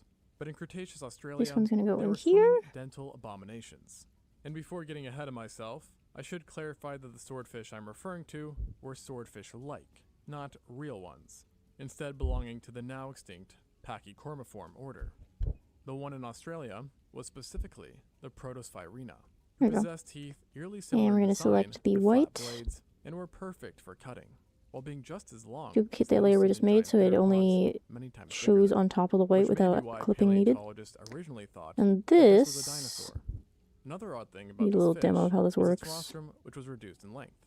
This could be viewed as a good thing by some, since it limited its attack range, and yet in reality, this was actually terrible This news, works as it like played a role in this this. creature's horrific killing method. Oh, if I can fucking clip it to it. Through convergent evolution, To the where, Protosphaerina I'll actually show achieved it a on the build screen. similar to the living As the swordfish. eye looks It had a very around, the streamlined line will and had massive appear fins that right there. generated immense speeds that's that not could there be greater prior, than no matter 55 how miles like or in 88 kilometers per the hour. eye is. And of course, it used this speed to torpedo itself into prey, with the force being concentrated into its teeth and short-faced spear, resulting in the victim being literally sliced in half. And though not reaching the size of sharks, pliosaurs, and ichthyosaurs, this fish still was not a laughing matter, with adults touching 3 meters or 10 feet long. Ironically, while more harmless than the Protosphaerina, you also can't forget about plesiosaurs. Feel the presence of one fiber of your being in my domain of the Seabrook Texas Sea will be chemically dissolved, fed to the fishes in Hudson Bay. Ranging in distribution and size, with some being over 2 tons and 7 meters. Oh, that's a or death 23 threat. feet Alright. long, and others only being slightly longer than a human. Though not monstrous hunters like the pliosaurs or sharksaurs, I'm trying to get grub cord, but the plesiosaurs door's did have stuck. one major advantage, Well, it takes and that time was for their people ability to adapt to different verify water you. salinity levels. They're not on Pliosaurs, 24/7. sharks, ichthyosaurs, and They're actually fish were all in. usually found in just salt or brackish Yeah, someone went waters. through all the Yet some of the plesiosaurs were applications known to live in today. both, plus fresh It's water also as not well, just like going through being able to applications, it's travel going up through your social rivers medias, where making sure random you're not a sea weirdo. can fed Sometimes people they'll at send them sea. in the mod chat This granted and them be the like, hey, option should we let to this guy populate in? a multitude of environments, and meant that even the narrowest of waterways could potentially be harboring a multi-ton animal. So, yeah, no thanks. Along with their adaptability, plesiosaurs were further empowered by strong flippers, keen eyesight, drag-resistant bodies, and of course, their iconic long necks that let them sneakily prod schools of fish without scaring them off. And then to kill, their mouths were filled with dozens of small pointed teeth. Trolled it too much. They apologized, but they already got banned, so But whatever, I unfortunately, guess. their designs, no matter how efficient, did not stop them I think I'm from more becoming lenient food than my for mods one of are the top on that shit. predators. and given just how many of the Aromanga's animals were carnivores, it truly seems that nothing was completely safe in these waters. And yet, Aromanga still managed to squeeze in impressive animals that were relatively harmless, including giant turtles, man-sized cephalopods, a plethora of fish, jellyfish, camarias, bivalves, snails, and rays. All this made Aromanga one of the liveliest bodies of water, and given that most residents were predators, you'd think that animals on land would get the message to stay far away. But in reality, they were drawn to it like moths are to a light. And the coast of Aromanga and its surrounding environments were just as bountiful as the water. Why animals are so plentiful is not 100% certain, yet some of the potential reasons include that the sea provided food directly for certain creatures, while also creating a myriad of different biomes that are rich in resources, like coastal forests, wetlands, mangroves, flats, and marshes. Some of the inhabitants who lived in these environments provided the world with their own dose of terror. So, if you were dropped in the sea and somehow made it out in one piece, you'd still be screwed. Heck, even if you made it to land and didn't see anything around you, there could still be danger from above, as these areas bred giants. This is going to be our multiply folder, and then we need lid and gave way to some absolute units. Add. This is going to be our add folder, so our shadows and our highlight folder for the lids. And we're going to move bottom lid and top lid into there. Being among the last of their kind to possess teeth, which were used to hunt primarily fish. But they were so plentiful, you can unban them. If they slip up again, then yeah, we can ban them again, but... And they were very easy to spot. Why not? Why not? The largest one, okay, now we're going to do the head base, because I need a skin base to work on. 23 feet long. In other words, twice that of the biggest bird today. And it possibly got even bigger, reaching 31 feet, or 9.5 meters. And so at this size, you probably wouldn't be taking any comfort in its piscivorous diet, as even a playful nip with its needle-like teeth would not have felt great. On the shorelines, pterosaurs were joined by another group of animals that have actually remained a staple in Australia, crocodiles, or rather crocodilians, with two genera being known of, the Confractosuchus and the Isisfordia. Up until now, neither have actually been found in saltwater areas, rather spending their time in the rivers that fed the sea. But paleontologists do believe that, like the saltwater crocs of today, these two might have ventured between fresh, brackish, and saltwater, using ambush tactics to take out animals venturing too close to the water's edge, or even marine animals within the water itself. A more common occurrence for the Isisfordia, which sported a narrower snout, while the Confractosuchus had wider jaws that were similar to those seen in modern crocodiles. Fortunately, the one silver lining is that both character reminds me of a moth for some reason. With Isisfordia only measuring 1 meter. Y'all ain't never seen a moth in your goddamn life, I swear. I swear. At around 2.5 meters or 8 feet. So about the same size as your inside jokes don't work everywhere. Best to read in size with their larger than life diets. Because these guys, namely the Confractosuchus, had skull morphology. Is that another death threat? Wait, hold on. It's not letting me scroll up anymore. Bigger than itself, which apparently included dinosaurs. Grub, I will strike you down with the wrath of Satan if I feel presence of a single fiber of your bearing near my domain in Wichita, Kansas. Hey, yeah, we should probably ban that person. Their name is I Love Cunny. Pterosaurs were no doubt deeply rooted in the area, but it was still dinosaurs that reigned supreme on land. Hey, you probably should. Hey, mods. Mods, please. Benefiting from the rich resources it provided. Not only have they given me 2 death threats, their name is I Love Cunny. The fuck is Cunny? It is in fact a word used by lolicons that means cute and funny. With sauropods in particular being quite widespread. And these sauropods weren't just any normal It's like a dog whistle. But rather members of the infamous Titanosaur family. Death threats mean you made it. I get so many death threats, it's atrocious. I didn't get too many live, but they've ramped up recently for some reason. The land surrounding Aromanga home, including the Australotitan, on both platforms. Don't know why. Ostrosaurus, and the Wintotitan. Each one was well over 10 tons, and the biggest, the Australotitan, might have weighed more than 70, while growing 30 meters or 100 feet long, making it the biggest Australian animal ever, and about 7 times the size of a large elephant.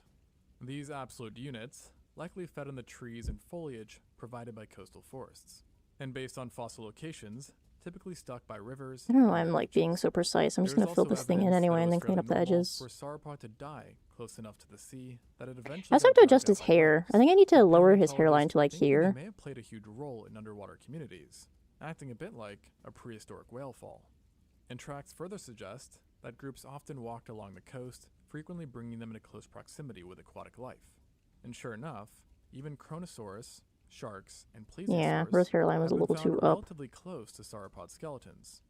And it appears that these giants' preference for water extended to other herbivorous dinosaurs as well. I want it to actually be Conbarosaurus, Mutaburosaurus, Iguanodontids, fluffier on the top. Unidentified ornithopods, and ankylosaurs.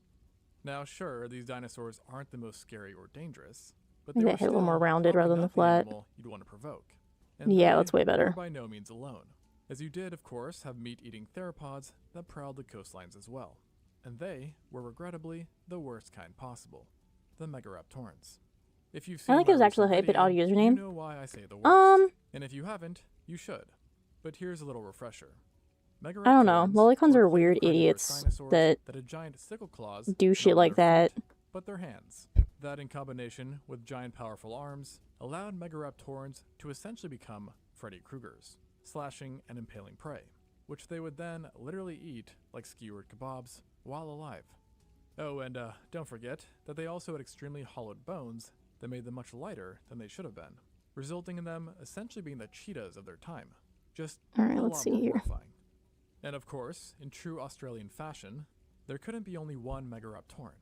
Oh no, there had to be a couple, with at least one being identified and named, while the others remain undescribed.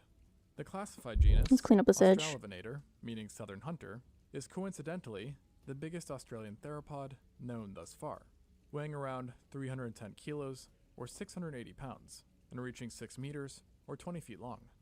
Thanks to its build, if this predator spotted you at close distance, you'd probably have no hope in outrunning it, and you wouldn't just have to worry about being skewered, seeing that it also possessed serrated, recurved teeth that let it easily gobble up animals. So thank you for the $5, sorry. It's honestly only natural that in prehistoric Australia, you'd have a group of predators ruling land that were nearly as creepy as the ones below. Maybe the femboy and title tilts off, who knows? In the Eromanga Basin, there is the chance that how do I ban people on YouTube? I have a question. Wait a minute. As well, with the Laphrosaurinid, how to ban people on YouTube live. Then, to tie it all together, on top of the open the chat, locate the user's message, click the 3 dots, hide user from channel. Oh, that's what it is. Cool. Maybe the femboy title tilts off, who knows? Ruining animals, and in some cases, causing mass drowning. We had a conversation that I unfollowed you because you drew a literal child-looking character sexually. You're a lolicon, dumbass. Bro's trying to play a part of our team. Get out of here. I just fell. On land, this meant ash clouds, lava flows, and other unpleasantries. Yet it was They're really back? Yeah, I guess I timed them out instead of banning them by accident last time. Resulted in the continent's edges lifting up. But the confidence to come back after explicitly being told why I blocked them. Come on now. It's thought that this was the final nail in the coffin for the Eromanga Sea, with it shrinking a little bit more every single day. Like their name, I've actually been a mod for a video. Yeah, it's different on Twitch than here. Like on Twitch it's just blocked, but on YouTube it's hide from channel. That's interesting. Are you a girl? No, I'm not a girl. So-called extinction of one of the scariest places to ever exist. Thanks for watching, and until next time on Extinct Zoo. I think I want to grab the liner color from the iBoard. What the? The world has a long list of things to thank Japan for. Sushi, anime, giant mecha robots, and of course their most famous animal, who happens to be fictional, or so I hope. Godzilla, that lovable giant Kamehameha breathing monster. Alright, that's enough out of you.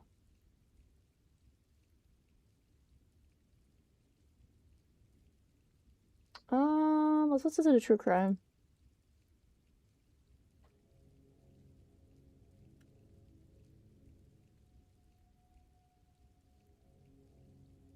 I need to find a new Catherine and Sheila I need to Lyon find a new grew up channel on to listen to Pliers Mill documentaries on, Road apparently. in This guy uses Kensington, AI Maryland, and a quiet is suburb about 10 weirdly, miles outside of Washington, D.C. like, Kensington was microaggressive a modest, racist. safe, and tightly knit community where kids played outside into the night. Neighbors knew each other, and doors were often I have nothing but left my sorrow. I want unlocked. nothing more. The It's been girl's filled. father, It's John, faithful. Why was people a I begrudged well-known since and liked radio during the hours my soul personality, crushed depths of providing heart the I family was. with a mild but What? recognizable public profile. Their mother, Mary, Do you managed watch the household and Minute raised the Man 4 at all? children. I don't know what This that included is. Jay, aged 15, Catherine and Sheila, aged 13 and 10 respectively, and the youngest, Joseph, at 9. By 1975, Sheila was attending a Newport Junior High School, where classmates and teachers described her as social and outgoing. As for Catherine, she attended Oakland Terrace Elementary School. It was stated by family and other adults that Sheila was the more outgoing of the two, with Catherine often found trailing her older sister. John would later say the following to a reporter. I "They want weren't to shy, see they were if this very works. confident and Add adjustment trusting, layer. maybe too much." In late March 1975, life within the Lyon household seemed to be proceeding like normal. The girls were excited as both sisters knew their parents had planned a special birthday dinner for them. The girls were born one day apart from each other, with Sheila born on March 30th, 1962, and Catherine you on can't March do 29th, 1964. the stroke outer Their with the mother adjustment later layer. recalled that Okay. both girls were eagerly anticipating the event. On March 25th, the children Alright, woke what is at one of my face approximately base 10 so I could a.m. do more of the After eye? breakfast, Jay and Joseph And headed actually, out before to we play do that, let's do the basketball at a eyebrow real nearby quick. court. Catherine and Sheila decided they wanted to walk to the Wheaton Plaza shopping center, located about half a mile down the road from their home. Before the girls left, Mary suggested they stop and grab some pizza while they were out. Each girl had roughly $2 in their Jira, my pockets. girl. Mary Yes, told the them to OG be girl home was by nowadays 4 after the p.m. 200 The girls became a left boy. sometime between 11 a.m. and 12. The walk to Wheaton Plaza took no more than 10 to 15 minutes along a familiar route. You know, When if you trap an Sheila and apple in Catherine a box of arrived, eternity, they would made their decompose, way to reform a into pizza everything, and restaurant eventually inside the reform into an mall apple. It called takes the eons, Orange but it'll Bowl. happen. At approximately 1 p.m., a Neat. neighborhood boy who knew both sisters spotted the girls seated on a bench just Why are people outside writing the poetry in my restaurant. chat right now? What's However, going on? they were not alone. Seated with them was a man described as approximately 50 to 60 years old, around 6 feet tall, and dressed in a brown suit. He was carrying a briefcase, and inside or attached to the briefcase was a tape recorder with a microphone. It should be noted that the man seemed to have attracted a group of children to gather around rather than just the girls alone. The man was telling the children around him that he was recording their voices to be played on the radio. He held out the microphone, the children spoke into it, and the man smiled and played along.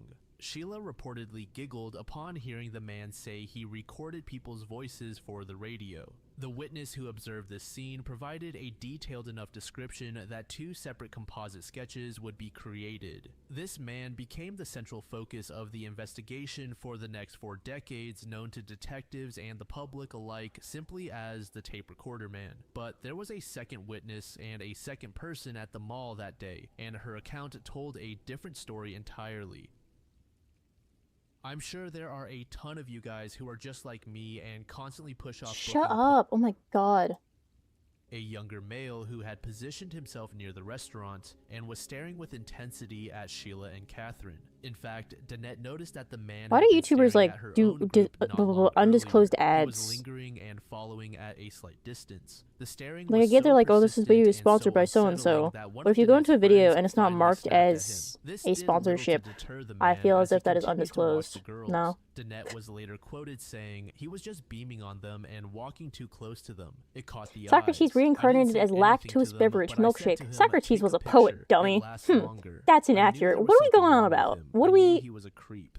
She described the man as a white male in his late teens to early 20s. It's like third graders approximately arguing. 5 feet 11 inches tall, wearing a light-colored jacket. He had notably long hair, a somewhat unkempt appearance, visible acne on his face, and distinct scars on his left cheek. However, this particular sketch was not widely distributed. Investigators in 1975 had made a judgment call to devote the overwhelming bulk of their resources to finding the tape recorder man, the older, well-dressed suspect whose description had come from a boy whose account could be better corroborated with multiple other witnesses, and thus Danette's younger male suspect was filed away.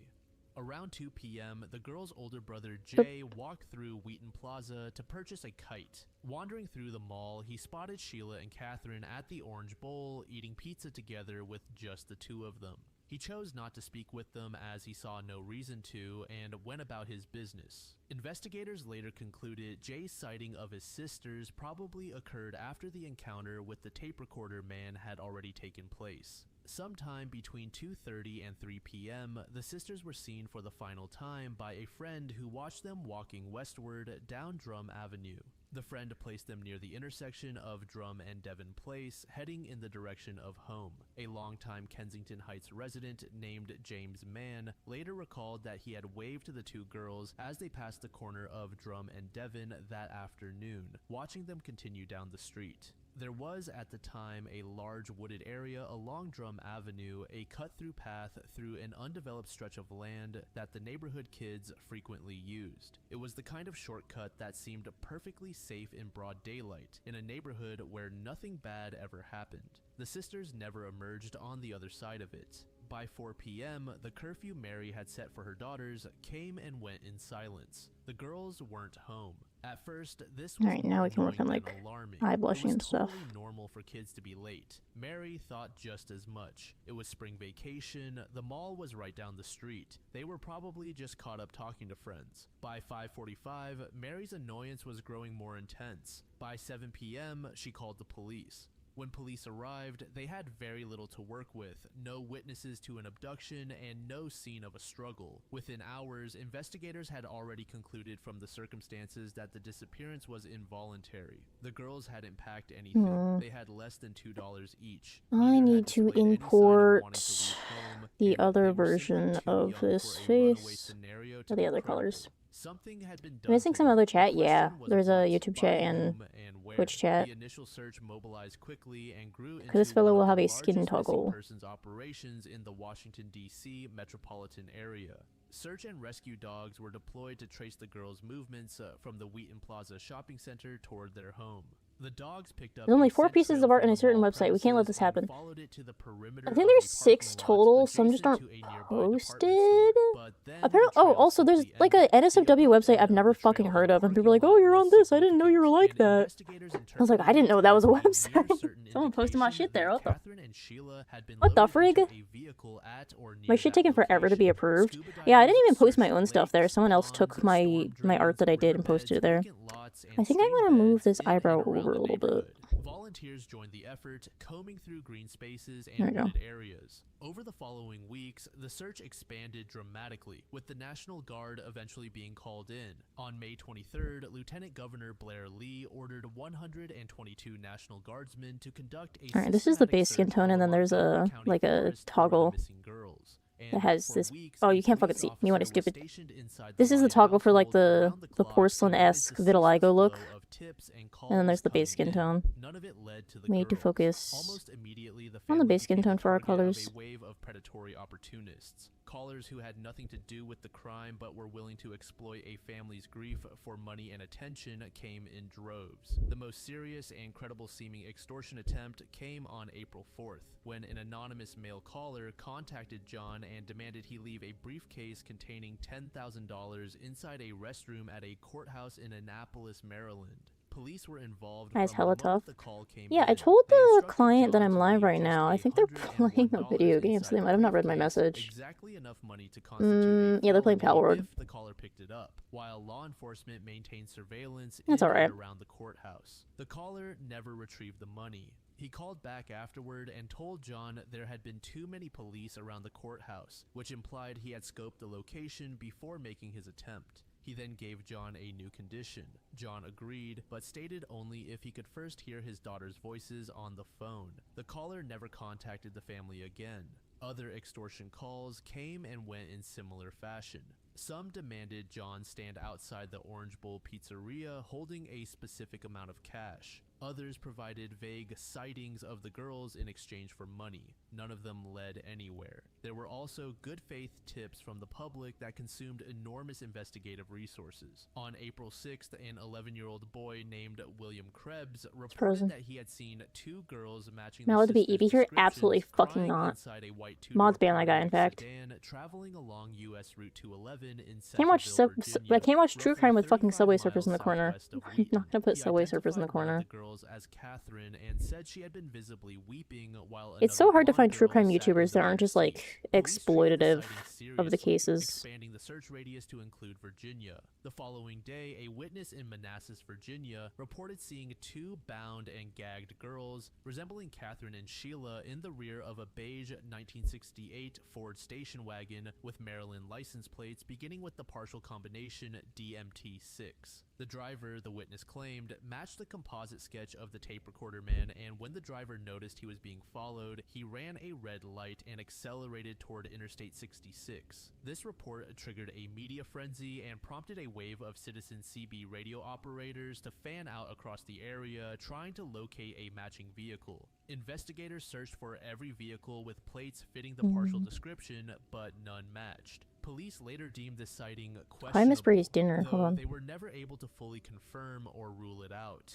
Separately, investigators learned that a man matching the description of the tape recorder man had been reported weeks before the Lyon disappearance, approaching groups of young girls at other shopping centers in the region and asking them to recite an answering machine message into a handheld microphone. These reports seem to confirm he was a serial predator who used this specific approach repeatedly. Police never publicly linked these incidents to the Lyon case, but the tape recorder man remained their primary focus for decades. As mentioned, a major misstep in the investigation was the poor circulation of the second sketch of the True crime is younger explosive, man IMO? that didn't I think it is. I describe. think it's Her also, sketch accurately described a it can man be done named respectfully Lloyd Lee Welch in Jr., who was order 18 to years educate old at the people. time. 1 week after the sisters vanished on April 1st, the same day media But outlets first it's rare. circulated the composite drawing of the tape recorder man. What's your view on Welch high traveled to chatters, the as in chats that are plaza highly and active on specifically sought out something a legal security in their guard. area He in told the chat? guard he had seen the man from the What's your composite view on sketch high at the chatters, mall as in on chatters that are March 25th, highly and that he had are watched an actively older high man with a on tape something recorder approach the legal in their sisters. area in chat? That's He even fine, claimed as to long as you're have not being weird. I don't subsequently care. seen the man force the 2 distressed girls into a red Camaro before speeding off. He was taken to a nearby police station. where Someone's he still gave doing a poetry in my damn detailed chat. 6-page statement and consented to a polygraph test, which he failed. Welch then admitted he had provided false information. Investigators concluded he was likely a teenager trying to collect the reward money. He received what was described as a lecture about lying to police and was released. By the summer of 1975, the Lyon family had privately reached the conclusion that their daughters were almost certainly dead. The case slid into cold case status gradually. Tips continued to come in throughout the late 1970s and into the 1980s at a rate of over a dozen per year. 2 serious suspects rose and fell during That's a lot of tips decades. for a Raymond Molesky Sr., a convicted like a child random offender who kidnapping lived case. 17 kilometers from the Lyon home and bore a physical resemblance to the tape recorder man composite, became a strong person of interest after he murdered his wife and teenage son in 1977 and was imprisoned. While incarcerated, Molesky reportedly told informants and investigators he had knowledge of the Lyon case, dangling that information in exchange for better prison conditions. Police searched his former residence in April 1982 and found nothing. He died in prison in 2010, never charged. Fred Howard Coffey Jr., a convicted child killer in North Carolina who used props to lure children into conversation, was also investigated seriously in 1987 after authorities discovered he had been in Montgomery County in the week following the girl's disappearance. They could not establish his whereabouts on March 25th specifically, and he was never charged. Back to Welch, he was an Appalachian native, raised in a deeply isolated insular household that operated almost entirely outside conventional social structures. His mother was killed in a drunk driving crash caused by his own father. After her death, Welch was placed in foster care for a period, then returned to live with his father. According to accounts investigators gathered over years of interviews, the Welch family engaged in patterns of both consensual and non-consensual incest and had a multi-generational history of abuse toward children. Welch himself later told investigators he had been repeatedly assaulted by his father as a child. His uncle, Richard, was a central figure in this world. Richard had worked in the Wheaton, Maryland area as a security guard. Investigators would later determine that Richard's home and his access to private spaces in and around the Wheaton area were integral to how the abduction was planned and executed. It was Richard. I agree on it being exploitative and usually is, but having your story told and people see the scumbag who did these things to them is good. IMO plus TG. Yeah, I think the base of true crime is not praising the perpetrator in any sense of the word. As in, a lot of true crime YouTubers, particularly beauty true crime YouTubers, have this very bad habit of praising the person who committed the crime in the sense of being like, he was very smart. Oh, this was such an intelligent play. And he carried this out so well, so cleanly. Like, all that is doing is like encouraging other people to follow in their footsteps because they want that same attention. They want that same notoriety. And the early 1990s, he was arrested and convicted for assaulting numerous girls across 3 separate states. He was someone who kept getting caught, kept serving time, and kept reoffending.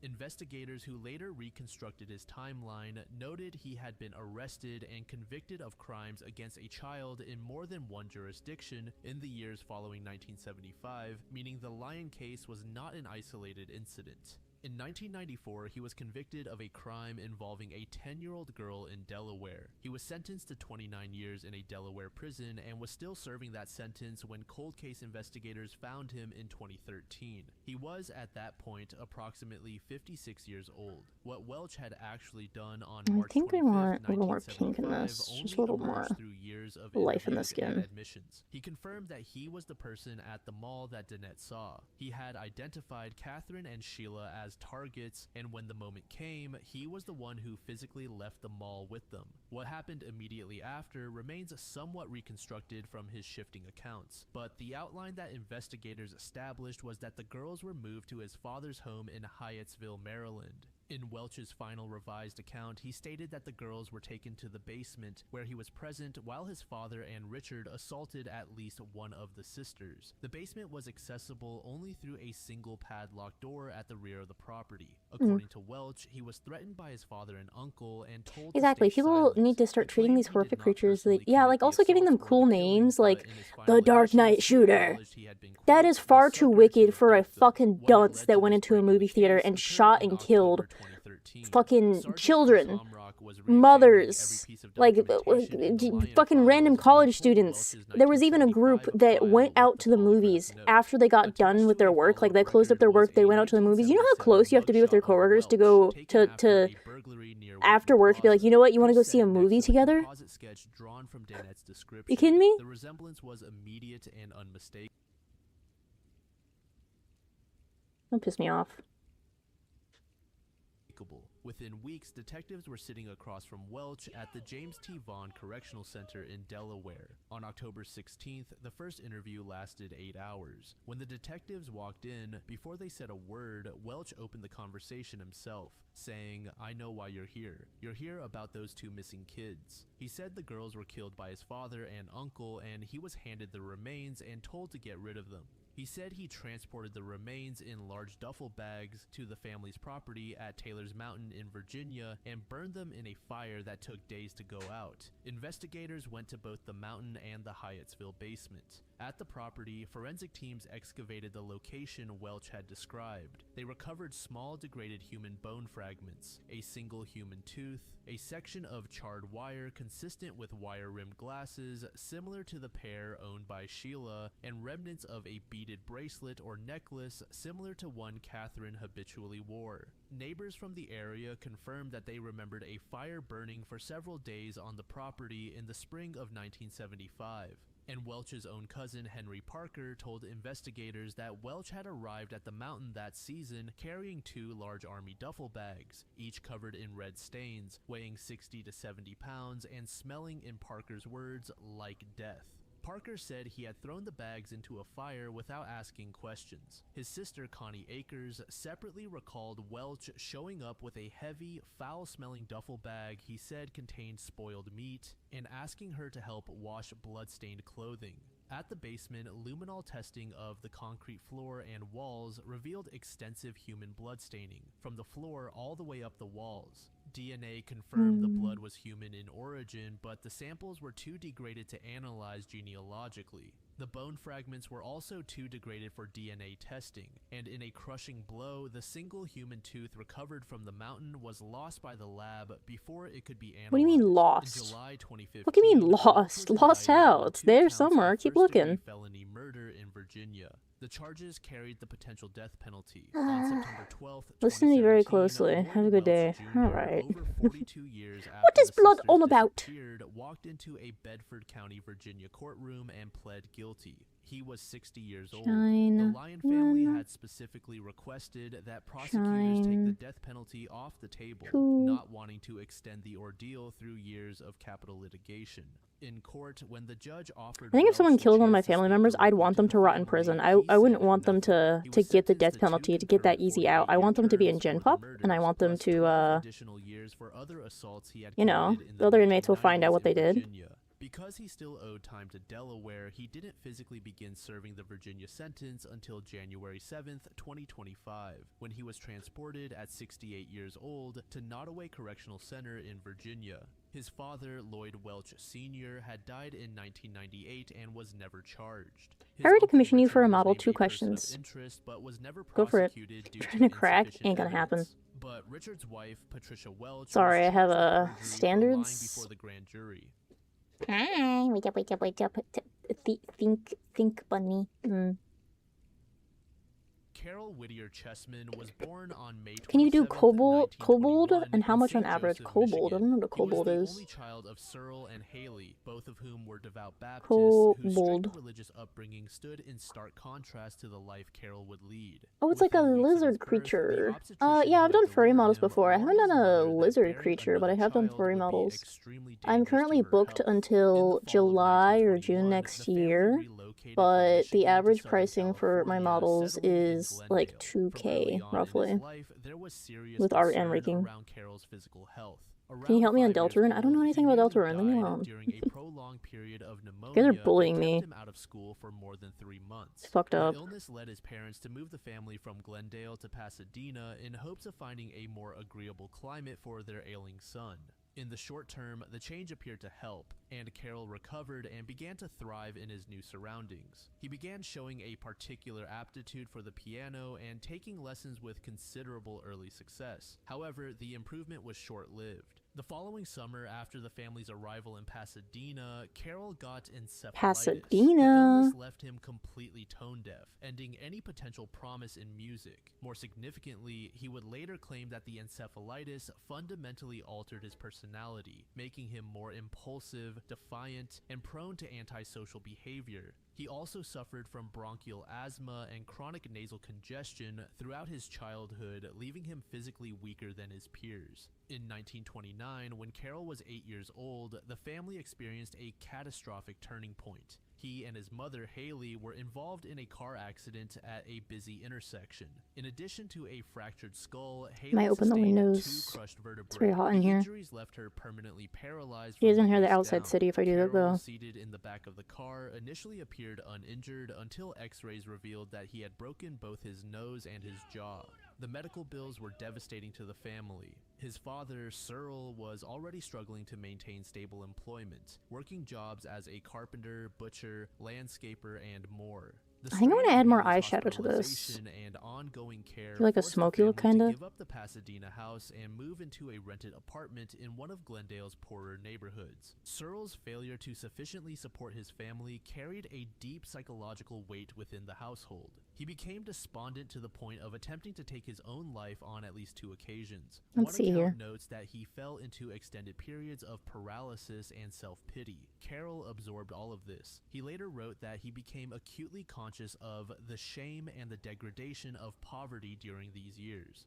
Additionally, this crushed whatever little trust he might have developed in society. When other children had lunch money, he often did not. When neighbors moved in with new furniture, Carroll's family moved into smaller and cheaper apartments. By around 1932, the family had exhausted its resources, and Searle placed them on the county relief rolls. There we go, much more cunty. I like that. Special and powerful sense of Hey, humiliation for Stupidoda. both Searle and his son. It was during this period Stupidoda. that Carroll was first Do we known like by the smoky teachers look? and classmates as both unusually intelligent and deeply difficult. A classmate said he was very You know, drawing the argumentative black in silence? I don't know class. what that He always means. talked way over people's heads, and he had a superior attitude toward other students.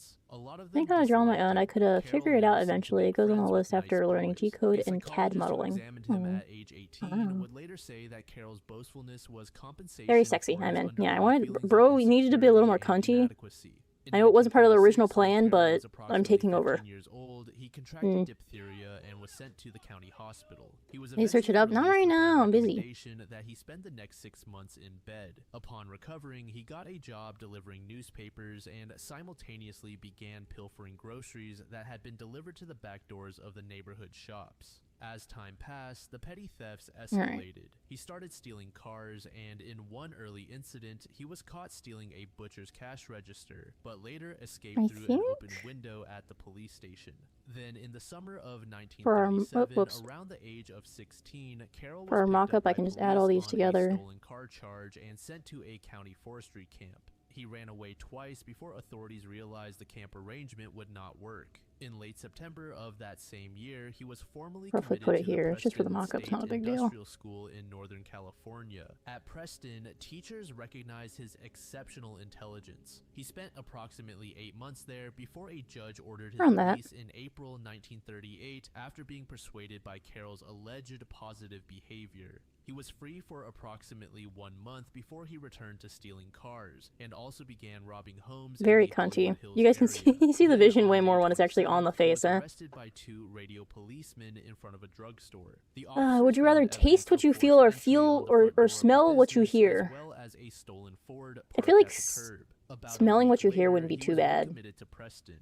In June 1939, he was released and given $10 and a ticket to Los Angeles. He returned to his parents in Glendale. His father had started Poet a small Socrates has business in their disintegrated. garage Respects. manufacturing window Finally. shades and blinds. Within Serving? 2 weeks of Yeah. his return, Carroll was arrested again. We for do still have to stealing and do sentenced to 10 days in the Los blush, which is Angeles going to look a County little Jail. weird because it's going to He be on served top of the time eyes and was because it's going to be a released, but mock-up. was almost immediately But in it'll trouble make again. way more On sense Friday, October once it 13th, gets put he into was rigging. caught stealing yet another car. He pleaded guilty to the charge and was given a 6-month term on Road Camp Number 7, located in the mountains over. You know what? Let's do the mouth first, actually. Carroll was paroled from the camp on June 30th, 1940. After an unsuccessful attempt to join the army, he returned to Glendale. It's also going to be and briefly larger took than the part with head. his father. Before the summer was over, 19-year-old Carroll met a young woman, and the couple rented a third-floor apartment in Glendale. On the surface, this represented the one genuine opportunity in Carroll's young life to pursue something resembling normalcy, but he chose not to take it. Instead, within weeks, the newly married Carroll began recruiting a small army of former Preston alumni who were interested in committing armed robberies of Los Angeles area stores. After demonstrating to the group that he was the smartest person of the bunch, he was accepted as their leader. What followed was a rapid and reckless escalation of violence that would eventually put Carroll behind the walls of San Quentin.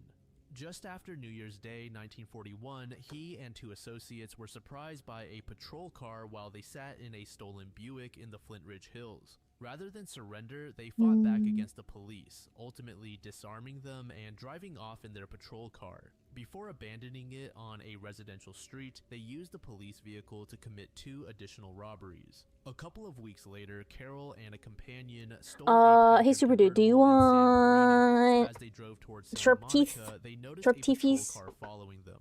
What They're just followed like was a running gun regular battle human through teeth. the Santa Monica tunnels. The gang managed to escape by firing a shotgun burst into the pursuing I think spelling police colors would be vehicle. peak. When the I have stolen the thing Packard's front wheel where eventually crumbled, they commandeered a Ford words sedan in have Pasadena colors in and my. What drove is it? back to The Upper thing where words have Glendale, colors? where they Nah, you just want abandoned like it. regular The human gang's teeth. operations continued with what people What are you doing? described as a rash of robberies throughout greater Los Angeles. Yeah, move all my shit. Later in Thanks, man. January, the gang had become well known enough to local law enforcement to earn the name the Boy Bandit Gang, and Carroll was officially acknowledged as their leader. The end came Niche. abruptly. Okay. While in the process of holding up a gas station, undercover police surprised the gang members and all were arrested. In March, Carroll was convicted on multiple counts, including robbery, assault, and attempted murder, and received multiple 5-to-life terms. Carroll was 19 years old when he arrived at San Quentin State Prison on May 11, 1941. At some point, he was transferred from San Quentin to the California Institution for Men at Chino after good behavior. This facility was lighter on security and was often referred to as an open prison because inmates were trusted not to escape. In October 1943, he did exactly that. 4 months after his arrival at Chino, he slipped through the institution's rear gate to a back road where two friends were waiting with a car. He was almost immediately recaptured, caught in Glendale approximately 1 month after his escape. He was returned to San Quentin in January 1944. When Carroll was asked to explain himself, he gave an absurd explanation. He claimed to have escaped not for freedom, but because he had been bent on carrying out a plot to kill or kidnap Adolf Hitler. Back in San Quentin, Carroll's skill as a stenographer was valuable enough that it delayed his transfer. That's to not how Folsom State synesthesia Prison, which was works. the maximum security facility where he was It's now like- scheduled to serve out his time. On God, August 6, 1945, hold on, I gotta Google he it. was finally transferred to Folsom. During the early part Word of imprisonment, have Carroll's color marriage remained, in but brain. As time passed, he urged his wife to file for divorce. It is At synesthesia, Folsom, yeah. Carroll continued to display productive behavior Words can have within the color in brain system, either and through in automatic January lifelong sensory blending 1947, called he appeared synesthesia, for a or by the brain's parole everyday review. fight to The board separate decided text to grant from him an ink 11-year color known as parole, Stroop effective effect. later that fall. On December 8th Mm. of the same year, Carroll was released and driven to the I do Folsom have railroad that, but it like station. He boarded shifts a over train and time. traveled back to Los Angeles. When he arrived back, he found his I think it father shifts in over his time based on typical my state of understanding despair. of During his son's the years of subject, if that makes incarceration, sense. So, for Searle had example, abandoned like the window shade business and gone into the the florist trade, but the color in venture my had partially brain collapsed. shifts By late 1947, for he a had lost person's one of two name shots depending and on was how well barely I know making them. ends meet with the Does that other. make It sense? didn't take long for Carroll to step Stroop back mentioned into his Outlash life House of calls for you. crime. Stroop By booth, this Stroop booth, point, the Stroop city booth. was Who has the experiencing a propeller population hat? explosion, driven by returning veterans, Autograph's new content defense is the industry vibe of an workers, aunt and who migrants lured watches by World War California's documentaries like economic is the most boom. positive and loving person in your life. Suburbs were spreading I don't know across about the positive hills and loving, canyons but on the outskirts of the basin. Additionally, sure, man. there were numerous quiet, dark, isolated spots strewn throughout the hills above Pasadena which were frequented by young couples. These same spots were about to become Carroll's personal hunting grounds. At approximately 7 p.m. on Saturday, January 3rd, 1948, Donald E. McCullough, a clerk at a men's I pause. clothing store in Pasadena, was in the process of Pasadena. checking inventory. Business had been steady all day, and the register held over $800. As McCullough stepped forward to greet two men who had just entered the store, one of them reached under his coat and produced a .45 caliber pistol. The gunman ordered him to open the cash register and place the large bills into his companion's pocket. While McCullough complied, the gunman swept the remaining currency from the till, deliberately leaving the pennies behind. He was then ordered to walk to the rear of the store.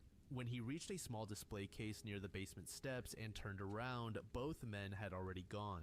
He immediately ran downstairs to alert his employer, who called the police. 10 days after this robbery, a woman named You'll be Rose beeping outside my Howell freaking parked her apartment, so gray rude. 1946 Ford Club Coupe Come on, at the it's northeast frozen. corner of Colorado Boulevard and Marengo Avenue.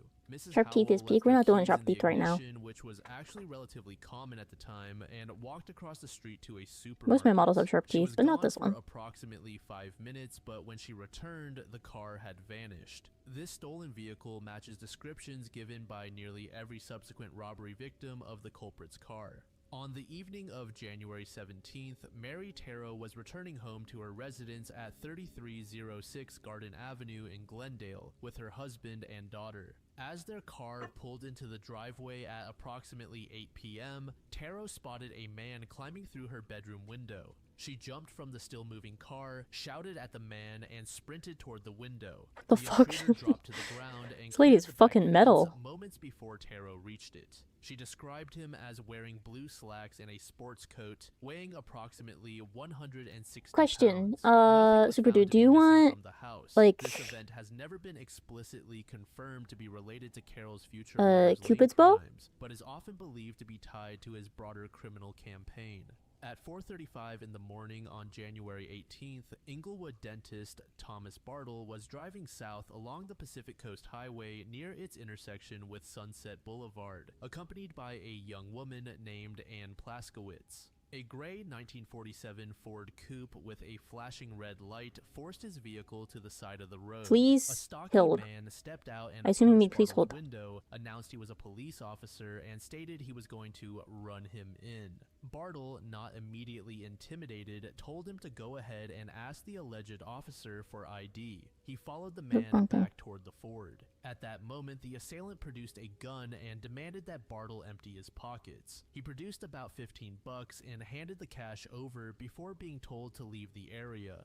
Bartle and Plaskowitz drove to the nearest service station on Malibu Road and called police, who arrived over an hour later. He described the man to officers as approximately 5 feet 6 inches tall, weighing about 150 pounds, appearing to be Grub, wouldn't you like to know, roughly weather 30 boy? years old, with a protruding lip and crooked Is that where the teeth drool in is, or front. am I in the He was wrong wearing room? a gray felt hat with a What? black band, khaki-colored clothing, and a short jacket. Plaskowitz noted What only you on that about? she could not see him, but had heard him talk. Neither witness provided a description consistent with Carol Chessman's known physical characteristics, who stood nearly 6 feet tall and weighed over 190 pounds. Later that same day, Floyd Ballou, a car salesman visiting from Custer City, Oklahoma, asked a woman named Elaine Bushaw to go for a drive. At 7:30 p.m., following dinner at a drive-in restaurant, the two were parked just west of the Rose Bowl in Pasadena. A light-colored sedan with a red spotlight on the driver's side pulled up alongside them. A man got out, walked to Ballou's window, turned off the spotlight, and said, "This is a stick-up, and if you don't give me your money, I will kill the both of you." Ballou attempted to negotiate. He told the gunman he didn't want to give up his billfold because it contained important Who's with the papers. Cupid bow are so The man kissable? I replied have that he Cupid bow. didn't want the I think wallet, I have just Cupid the bow. cash. While Ballou pulled out $20 and handed it over, the culprit lit up the billfold That's with kinda a small soft, pencil though. flashlight to make sure he wasn't trying For a to pull streaming way of fast crime enough. docs? Hell He then yeah. turned to Bushaw You know, like and listening to asked true where her crime purse or was. When she claimed she didn't have one, the man spotted like it in the historical back seat, documentaries and during he slapped her drawing. across the face. She began to cry and pleaded for him to leave since he now had all their money. The man stared blankly at the couple before returning to his car and driving off. Ballou gave chase with his horn blaring but lost the thief when he cut in front of a bus and turned sharply up a side street. At the Pasadena police station, Ballou described the assailant as approximately 30 years old, about 160 pounds, with a protruding underjaw, wearing a dark hat and a brown close-fitting jacket with dark trousers. Bushaw said the man wore rimless glasses and had a big nose and was approximately 5 feet 9 inches tall, similar to her own height. The vehicle was described as a 1946 Ford sedan with no rear license plate. Notably, this is now the second set of witnesses on January 18th alone, and the second set to describe an attacker significantly shorter and lighter than Carol. The crimes escalated dramatically on the very next day. Around 8 p.m., Jarnigan Lee, a woodworker, visited his friends Harry and Regina Johnson, a retired inventor, and his wife in South Retired Pasadena. inventor? Lee That's was asked crazy. if he would take Regina for a drive. Lee agreed. The couple drove Lee's 1940 Chevrolet to the Flintridge Hills. After approximately 10 minutes of sitting there, a car came up the hill and parked directly behind Lee's Chevy. Lee They could are see a red friends. spotlight illuminating his rearview mirror. Fun fact, that Convinced the voice is vehicle was a buddy of patrol car, mine. He pulled over and a man got out and approached Lee's window. He asked Thank you for for subscribing. ID, Quote that and up. Lee began thumbing through Invent his these nuts. wallet. When he looked up, If he you found himself insist. staring directly into I the need muzzle of a gun. The man then I need a threatened to visual kill the reference, two though. if they did not hand over their money. The man My friend took who is a Lee's retired wallet, evil told him to turn genius. his He's back, great. Then demanded Regina's purse. After emptying it, he ordered Regina to get out of the car. He took the keys to the car and He's on what? And what? warned Lee that if he wanted to stay alive, he would remain where he was while he took Regina up the hill. Lee pleaded with the man, saying, "Show mercy. This girl has only recently gotten out of the hospital with infantile paralysis." The man ignored him and Infantile told him to paralysis, stay what's put that? if he wanted to stay alive. Regina was so frightened that her legs initially refused to work. Eventually, she managed to walk the approximately 20 feet from the car to the culprit's vehicle. Once inside, the man, whose face was covered by a handkerchief from the nose down, told her to undress. She informed him she was menstruating. He replied saying that he, quote, "didn't want it that way anyway." At one point during the assault, the man reached down and said, "This is equipped to pick up police calls," apparently referencing a scanner in the vehicle. She heard a click and then words on what appeared to be a police frequency. When the lights of an approaching car appeared on the Sacred Heart Academy grounds, the man pulled down the handkerchief from his face momentarily, gave Lee's car keys back to Regina, and told her to get out.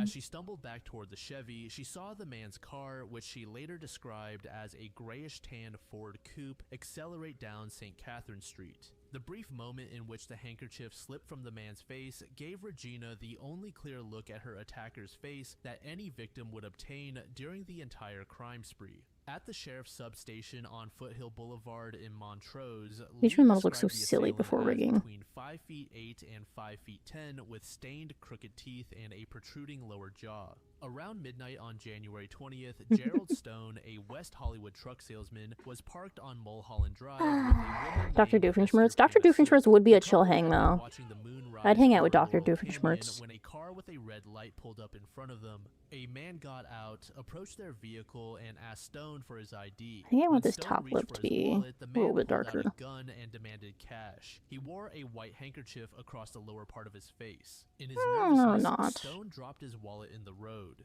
When the thief bent to retrieve it, the that. handkerchief I think slipped, that's good. giving Stone a brief look at his face. The wallet contained only $1, and the man walked to the other side of the contained car $1. and took Panasuk's purse, which contained a single dollar bill and some loose change. He warned the couple to remain where they were for an hour. How are took their motherfuckers going car out in the keys, world and drove off with, in the like, direction nothing of on them? Cahuenga Boulevard. Stone's description was limited by the fact that the red spotlight had been aimed directly into his eyes, impairing his vision.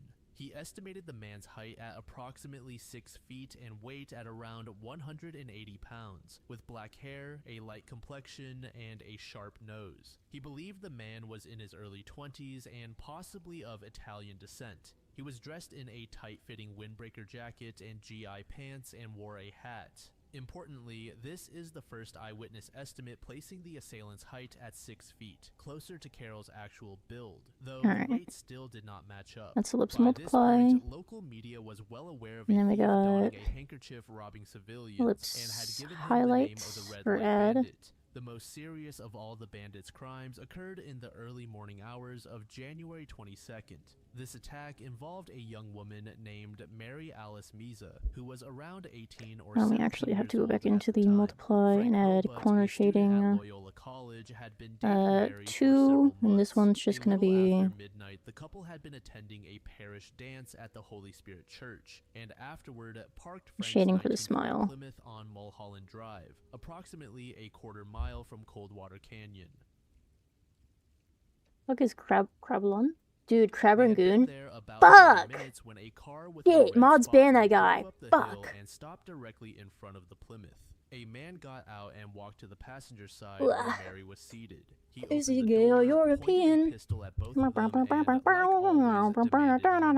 Frank, who had initially assumed the vehicle was a police car, had been searching for his driver's license when he heard the words. He looked up and saw the man's face covered by Gay a dark European is a reference to the handkerchief and his Legally hat pulled Blonde, down over his forehead. When the man told him to play. empty his pockets, It's one of the songs in Frank it. said he had no money. The gunman then ordered Mary to step out of the car. After she did so, Frank was instructed to drive down the road and park. He started the vehicle and drove slowly, looking in his rearview mirror and seeing that the other vehicle was now following him. He accelerated. The bandit's car pulled up until its front bumper was parallel to the rear end of the Plymouth and attempted to force Frank off the road, but Frank was barely able to outpace him. After about 5 minutes, he saw that he had escaped the assailant. He parked on the side of the road, walked until he found a house with lights on, and called the police to report that Mary had been kidnapped. During this time, Mary sat in the front seat of the bandit's car, petrified. As his car raced down the road, the man asked Mary, "Shall I kill him, or do you want me to take you instead?" She told him, "Take me." He made a U-turn and drove in the opposite direction. After approximately 20 minutes of driving, the man turned onto a dirt road at a crossroads. He stopped the car in what Mary later described as a sort of ravine in the mountain. In the darkness, she asked him what he planned to do. When he said she already knew what was going to happen, she began to cry. She asked why this was happening to her and that she had never done anything to the man. She noticed as she watched his face in the dim light that he had a large hooked nose, while a white handkerchief still covered most of the lower half of his face. After listening to her plead for approximately 10 minutes, the man commanded her to stop. He told her to remove her clothes and get in the back of the car, where he assaulted her. After 5 to 10 minutes, he stood, threw her clothing at her, and instructed her to go behind the car to dress. Before leaving the ravine, the man used a small flashlight to make some kind of adjustment to the spotlight on the car. He told Mary to turn her head so she could not see what he was doing. What she heard sounded like metal tools banging against each other. She saw him take something from the glove compartment before walking to the spotlight, and then place an unidentifiable object under the back seat when he returned. The man then drove the girl toward Hollywood, telling her he was going to take her home. He claimed he was from New York and asked her to direct him, saying he was not familiar with Los Angeles. When she asked him why he did things like this, he told her it was because his wife had been unfaithful to him while he was in the Navy. At one point, they spotted a police car on Wilshire Boulevard, and he turned onto a side street to avoid it. At 4 in the morning, he let Mary out of the car approximately 1 block from her home in West Hollywood and warned her not to look back at the car as it drove away. He had put the dome light on inside the car during the assault, giving Mary a clearer look at his face than any previous victim had obtained. She described him as having brown hair and light brown skin and brown eyes. She added that he was only a little bit taller than she was, and she stood approximately 5 feet 5 inches. She noted a short scar extending from his right eyebrow. He had been wearing gloves, a slate-colored coat, and a gray hat. The description Mary like the taste of grapes. I like grapes. I like green grapes. I like how they pop. The final crime in the spree took place. Folks, I knew I have GTA 6. I can't help but think you don't have GTA 6. The most direct evidentiary link between Carroll himself and the crime. I need a new chair. Mine's broken. I don't know if you can hear this. Hold on. Was also present. At approximately 6:30 in the evening, Melvin Weisler, the owner of Town My Clothiers armrest in is fucked up. Redondo It's duct tape right now. was watching what he took to be 2 new customers enter his men's furnishing store. His salesman, Joe Lesher, approached them. One of the men asked to see gabardine coats. When Lesher explained the store did not carry gabardine, the man said, "That is the only kind I want," but agreed to try on other styles. While Lesher attended to this man, Weisler walked around the store. I think I He had want barely the smile returned to the lines to floor be when one of the thinner. men yelled, and both men pulled out their guns. Weisler and Lesher were ordered into the back stock room with their hands above their heads. Lesher was then escorted back to the sales floor and ordered to open the register. After he had done so, he was returned to the stock room. The bandits then ordered both men to throw out their wallets. Weisler didn't have one, but Lesher tossed his through the door. The bandits warned the men repeatedly to keep their faces turned to the wall. When Weisler attempted to sneak a glance, one of the gunmen struck him across the head with the butt of his pistol. After the men left, the employees called the police, then flagged down a cab and attempted to chase the gray Ford he had seen the bandits drive away in. But by the time he found a taxi, the car was gone. When the store's inventory was later checked, like so silly. $214 in cash was found missing from the register, along with several coins still in their paper bank jackets. A subsequent stock count revealed that approximately $500 worth of coats and slacks had also been taken.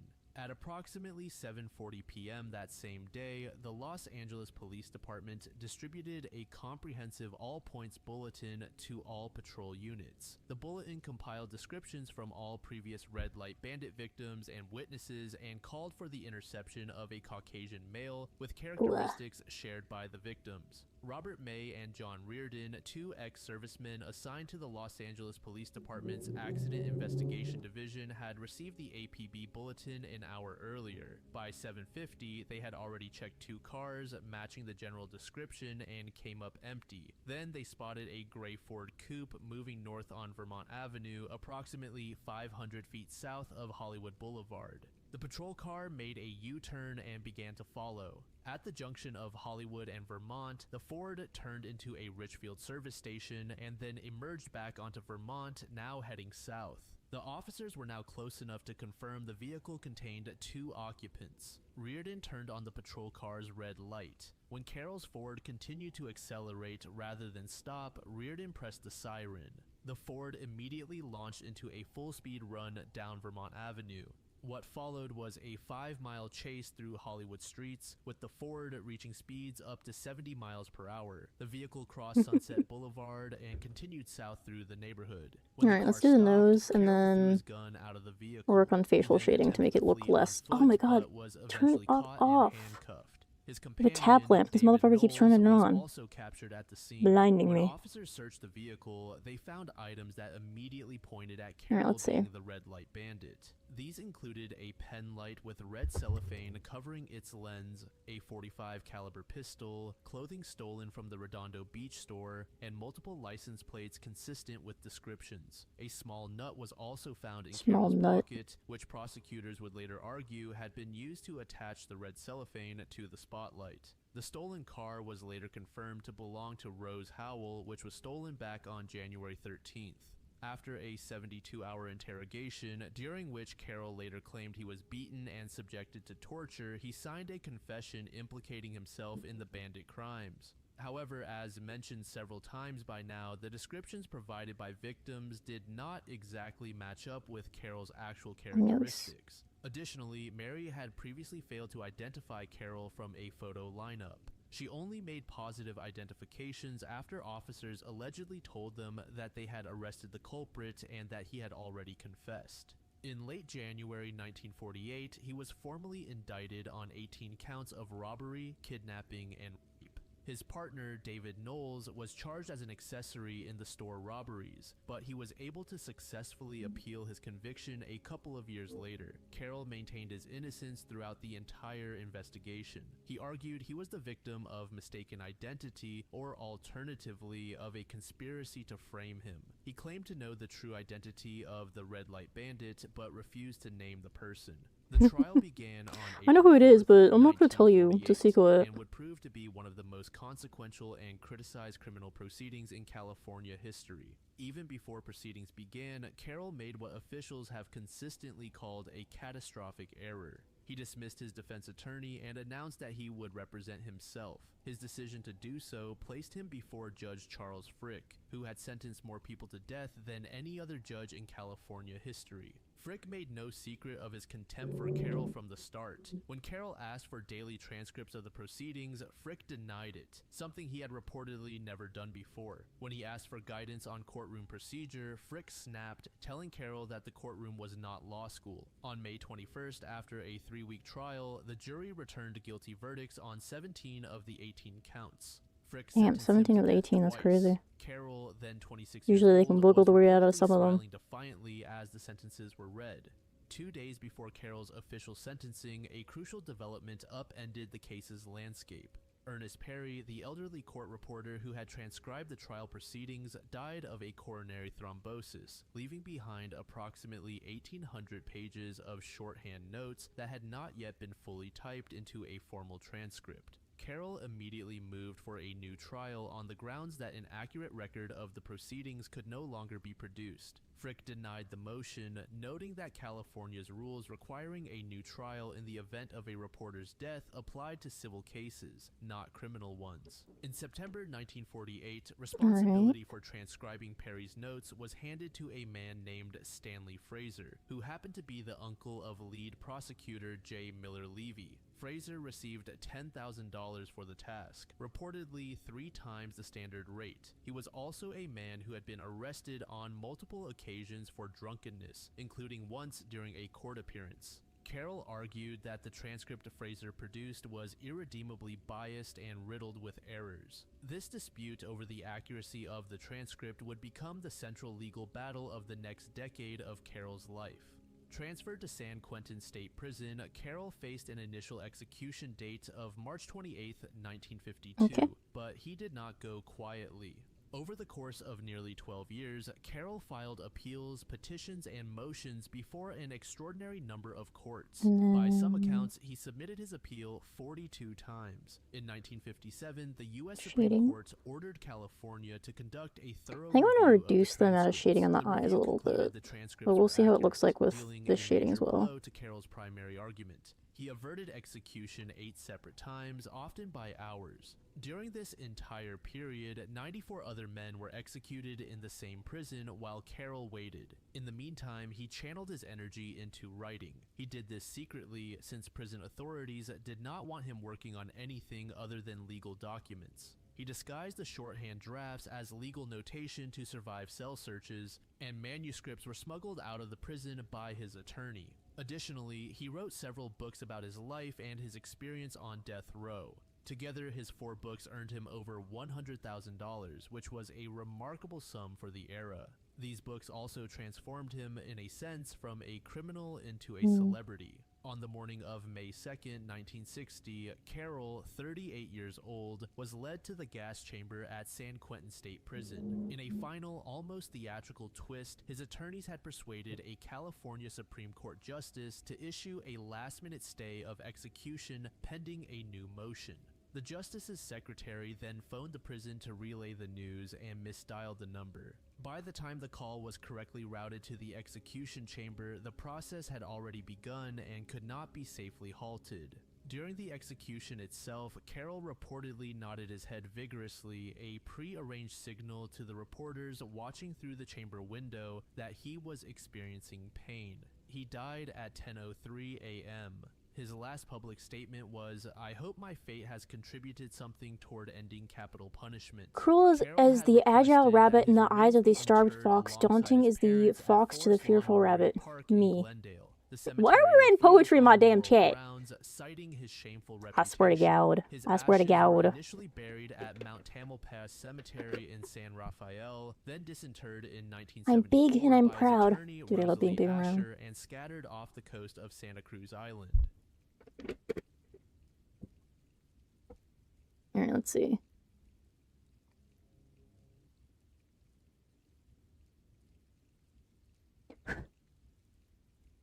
Something doesn't look right here. What am I missing?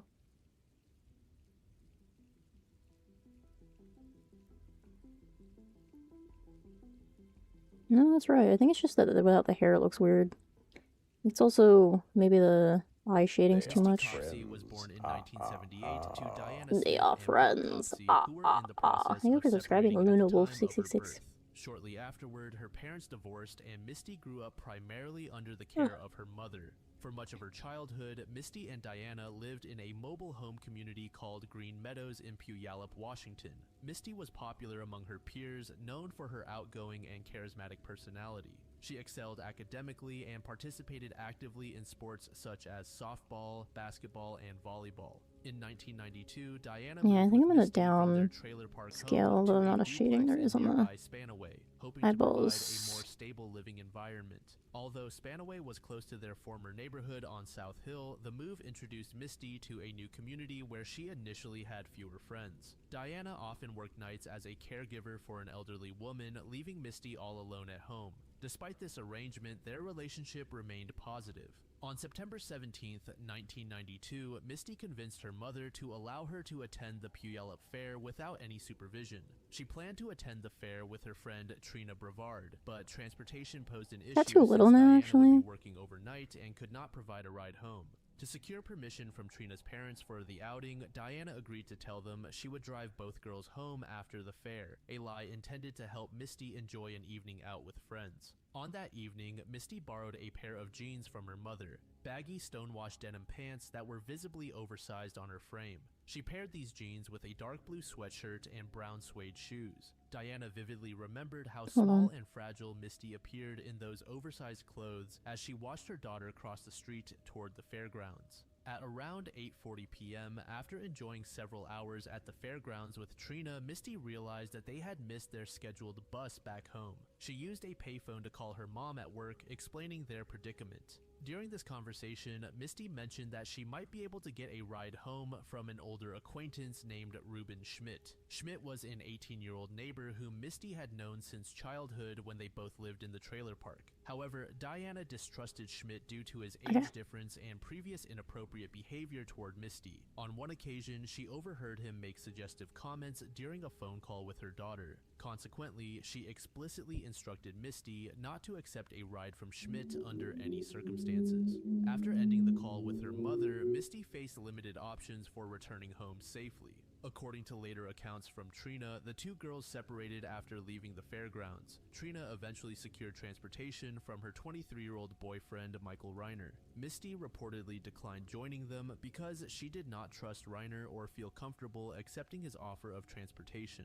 Left alone without transportation options or companions, Misty decided to walk the approximately 8-mile distance back home. A daunting journey for anyone late at night, but especially risky for an unaccompanied teenage girl unfamiliar with walking such distances alone after dark. Witness accounts placed Misty's last confirmed sighting between approximately 9:20 and 10 p.m. walking along Meridian Avenue near downtown Puyallup toward Highway 512's on-ramp area. A bus driver later reported So many, seeing like, her around this time and true informed crime her that cases bus take service place had in concluded for the Washington night, or Florida. effectively stranding Misty without Wonder where public that transit is. options.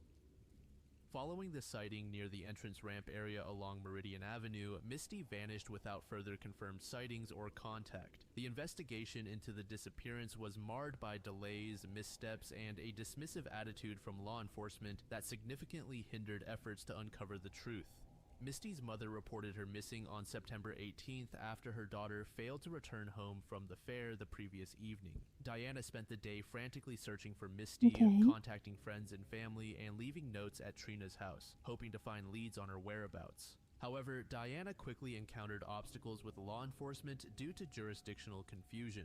Misty had disappeared in Puyallup, but Diana lived in Spanaway, which meant the Pierce County Sheriff's Department could not intervene without permission from the Puyallup Police Department. This delayed the filing of a formal missing person report. When Diana finally managed to file the report, she faced another setback. Police immediately classified Misty as a runaway rather than an endangered missing child. This decision was based on assumptions about Misty's behavior and Diana's credibility as a parent. Law enforcement officers scrutinized Diana's background, which included struggles with alcohol abuse and prior convictions for I don't get why welfare police fraud automatically and mark so DUI many people offenses. as just These factors led them to runaways. dismiss Diana's concerns and view Misty as a Like, I quote, feel as if throwaway girl, a term it's worth sometimes looking used in the into early 1990s as a to describe kidnapping. teenagers presumed Either to have way. voluntarily left home for a life of partying or rebellion. The runaway theory gained traction after two of Misty's classmates falsely claimed that they had seen or spoken to her after her disappearance. One classmate alleged that Misty had called her and said she was safe, while another claimed to have seen her walking in town on September 21st. Both witnesses barely knew Misty, yet their statements were enough for police to close the case prematurely. They even went so far as to remove Misty from the National Crime Information Center database and informed the media that she had been found. A blatant falsehood. This decision effectively stalled any meaningful investigative efforts during the critical early days of her disappearance. For months, police refused to reconsider their initial assessment despite mounting evidence suggesting foul play. Diana persistently urged them to take her daughter's case seriously, but her pleas were largely ignored. It wasn't until December 1992, 3 months after Misty vanished, that investigators finally acknowledged she might have been abducted or harmed. By then, crucial leads had gone cold and potential evidence had likely been lost. When police eventually reopened the case, they interviewed 2 key individuals, Trina Brevard, Misty's best friend who had accompanied her to the fair, and Ruben Schmidt, an 18-year-old acquaintance who Misty had called for help on the night of her disappearance. Trina initially lied about how she returned home that evening, claiming she walked alone when she had actually received a ride from her 23-year-old boyfriend, Michael Reiner. Trina stated that Reiner had offered Misty a ride as well, but that Misty declined due to mistrust. Investigators theorized that Reiner might have returned to the fairgrounds after dropping Trina off and convinced Misty to get into his car.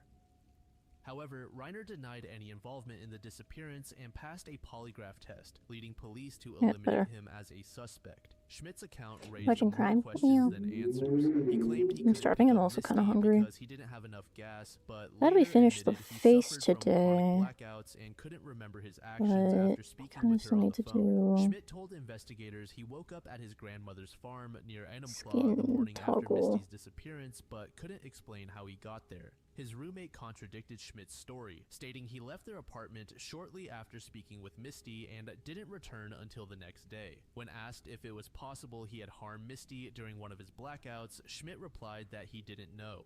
By late 1992, law enforcement efforts slowed considerably as detectives struggled to piece together what happened after Misty's final phone call with Schmidt. The lack of physical evidence or eyewitness accounts left them with few leads to follow. Then an unexpected figure entered the investigation. Corey Bober, a local amateur investigator obsessed with unsolved murders in Washington state, particularly those linked to serial killers like Gary Ridgway, aka the Green River Killer. Corey believed Misty's disappearance was connected to 2 earlier murders in the same area, Kimberly DeLange in 1988 and Anna Chivinoy in 1990. Both teenagers vanished from the Hi-Ho shopping center area before their bodies were discovered in dense brush off Highway 410 in 1991. Corey urged Diana Smith to pressure police into intensifying their search for Misty and suggested organizing private search parties near the same area where the other 2 women were found buried less than 100 feet apart. On February 7, 1993, nearly 5 months after Misty's disappearance, a private search led by Corey uncovered several items belonging to Misty near Highway 410 and Waco Road close to Mud Mountain Dam: jeans, underwear, 1 sock, a hair pick, and a toothbrush. The clothing appeared weathered from prolonged exposure but showed no signs of blood or bodily fluids. Forensic analysis revealed 3 red paint chips on her jeans, which were later lost by investigators, and DNA from an unidentified male. Despite these discoveries providing potential evidence of foul play, police remained skeptical of Corey's involvement due to his eccentric behavior and strained relationship with local authorities. Investigators briefly considered him a suspect, but ultimately ruled looks strange because of the layering stuff, but for the night of Misty's it's good. disappearance. Throughout this period, Diana Smith expressed frustration with Spaghetti on pizza is Italian war. She criticized their have you guys ever heard of strawberry pasta? Apparently, it's not like completely common in Poland, but somewhat common. Aimed at generating new leads in this cold case. However, Polish staple of creamy strawberry sauce over pasta. Questions about what truly happened to Misty Copsey. Pasta? Yeah. I fear Poland now. I'd try it. Landers, a 69-year-old experienced hiker from Orinda, California, vanished under mysterious circumstances on Mount Shasta on May 22nd, 1999. Despite extensive search efforts, no trace of him has ever been found. He was well known for his physical fitness and passion for hiking and climbing, which he pursued with vigor despite his advancing age. He was a member of the Orinda Road Runners, a local running club for older adults focused on staying I think active. I want Through a little more group, shooting. Carl formed close friendships with Milton Milt Gaines, 64, and Barry Gilmore, 60, who would accompany him on his ill-fated climb. Carl's hiking ambitions were fueled by a personal goal to summit the highest peak in every county in California. Mount Shasta, standing at over 14,000 feet in the Cascade Range, was one of the peaks he sought to conquer. This was not his first attempt at climbing Mount Shasta. He had previously tried but failed due to adverse conditions. That failed attempt haunted him as Carl was known for his stubborn determination and dislike of failure. His resolve to succeed on this second attempt was evident in the meticulous planning for the trip. The climb began on Friday, May 21st, 1999. Carl and his companions planned to ascend the mountain over 2 days, starting from Bunny Flat Trailhead early in the morning and camping overnight at an area known as the 50-50 Plateau, located roughly halfway up the mountain. Their goal was to summit the peak on Saturday morning and descend by evening. Carl intended to call his wife from the town of Mount Shasta that night before embarking on additional solo hikes in the area. I think our face is done. Eddie. His wife, Bobby Landers, had expressed concerons about him hiking. Years ago, my coworker's boyfriend went missing while hiking, and if he went off trail or something happened, I assume he went off. Yeah, well, they probably find him if he did just go off. Or not, but the amount of, like, search and rescue officer information that they have is insane. And, like, they bring out tracking dogs. It's usually military personnel that go out there, like retired military veterans that know how to track things. So people, like, getting lost in forests and never found, even, like, their bodies not found, more rare than you think. Is Twitch stream lagging? I don't think it is. Winds were at speeds estimated around 50 miles per hour as they ascended further into the mountain's exposed terrain. While setting up camp I do believe we're done here, though. Another hiker approached, you know, I'm gonna do the ears real quick. Asking if they knew Carl Landers. The hiker reported seeing Carl struggling down the mountain and suggested he might need assistance. Concerned for their friend's well-being, Milt and Barry descended. Do the ears real quick, and then I want to get off so I can have dinner. Yes. I'll make pasta. Helped him by carrying his pack and eventually brought him back to camp. I'll make spaghetti and meatball. Milt and Barry worked together to dig out an igloo-style shelter for their tent, while Carl assisted despite appearing increasingly unwell. He did not complain openly about feeling poorly, but was visibly affected by his condition. When it came time for dinner, Carl stubbornly refused to eat despite encouragement from his friends. He also drank YouTube stream is lagging. I think that's just me. Mine was earlier. Yeah, it like goes in and out. I think it's just YouTube stream not being particularly well optimized. Did not deter their plans to continue climbing the next day. The group decided to rest for the night before resuming their journey early Saturday morning. Although Carl seemed to sleep relatively well, getting up only once during the night to use the bathroom, his companions noted that he appeared unusually quiet when they woke up around 5:50 a.m. on May 22nd. Breakfast consisted of hot chocolate and half a bagel, which Carl managed to consume despite his weakened state. As they prepared for their journey toward Lake Helen, a higher campsite approximately 900 feet above their current location, Carl insisted on leaving camp ahead of the others so he could get a head start due to his slower pace. This decision marked the last confirmed sighting of Carl Landers. His determination and stubbornness were defining traits that shaped both his personality and approach to outdoor challenges. His friends described him as someone who could become argumentative when frustrated but would quickly regain composure. Oh, These my elbow itchy. likely contributed to his insistence on continuing despite clear signs of physical distress during I don't have any calamari. Well, no, I do have calamari, right. No, I'm gonna make spaghetti and meatball. I don't have the right sauces for the calamari pasta. He saw another climber moving swiftly up the trail, but quickly realized it was not Carl. Upon reaching Lake Helen, a common stopping point for climbers attempting Mount Shasta, I think we need to do 2 different ears, like 2 layer options because of the skin toggle. Shortly afterward, neither man could locate their friend despite searching nearby trails and speaking with other climbers in the area.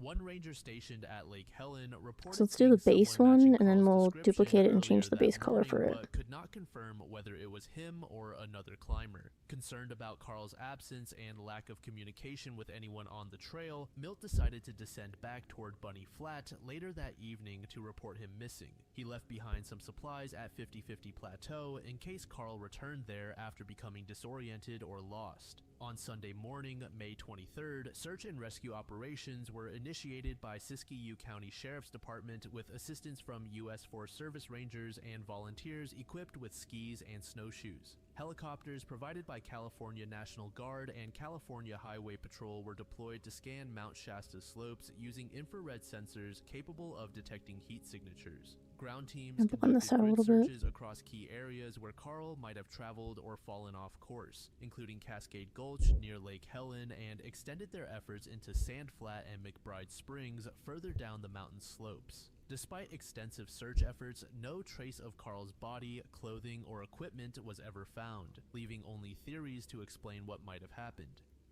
These it was adopted. Girl's adopted. It's damn aliens. I'm telling you. Involving foul play or even paranormal phenomena. That's what I'm saying. The boy was adopted. Is that he succumbed to natural causes, such as a medical emergency or exposure to the elements. Carl was not in peak physical condition during the climb. He had been experiencing negative symptoms consistent with altitude sickness, which can include dizziness, nausea, confusion, and fatigue. He was also taking Diamox, a medication designed to help with altitude. What are you drawing? I'm drawing a VTuber model for a client. We're almost done with the face. And then I shall be ending stream shortly. So I can have dinner, but tomorrow we'll be back to play more of Still Wakes the Deep, and then the rest of this week is just going to be probably just co-work. I'll try to have maybe one gaming stream, maybe two. I kind of need to lock in. This theory does not explain why no evidence of his body or belongings was ever found during the extensive search efforts. Another plausible explanation is that Carl fell while traversing the rugged terrain. The area between 50-50 Plateau and Lake Helen is not particularly steep or hazardous compared to other parts of the mountain, but it does feature snow-covered slopes and loose volcanic rock. A misstep could have caused Carl to fall into a concealed crevasse or other natural feature where his body would be difficult to locate. However, Mount Shasta's Avalanche Gulch route, where Carl disappeared, is relatively well-traveled and lacks major holes or cliffs where someone could vanish entirely. The absence of any visible signs of a fall, such as disturbed snow or scattered belongings, complicates this theory. Additionally, search and rescue teams thoroughly examined the area with helicopters, infrared sensors, and ground crews, but found no evidence of an accident. The mountain's unpredictable weather may have also played a role in the disappearance. The mountain is known for sudden changes in conditions, including high winds and snowstorms. On the night before Carl vanished, winds reportedly reached speeds of up to 50 to 70 miles per hour. Such conditions could have disoriented him or obscured his tracks in the snow. If Carl became disoriented due to weather conditions or altitude sickness, he might have wandered off the established trail into less accessible areas. This could explain why no footprints were found leading away from the main path. However, search teams expanded their efforts far beyond this area without finding any sign of him. While obviously more fantastical, Mount Shasta has long been associated with myths and legends involving paranormal phenomena. Some locals believe the mountain is home to an energy vortex or portal to an energy vortex? That's cool. Others claim it is a hotspot for UFO activity. I always love believing in like flying objects entering or exiting the mountain through its rocky slopes. These stories have fueled speculation that Carl may have encountered something supernatural during supernatural stuff, because it's way cooler to believe in it than not. They lack credible evidence and are like, how wicked would it be if there's just shit like that in our world? Totally wicked, dude. Continues to draw attention from those who view Carl's disappearance as more than just a tragic accident.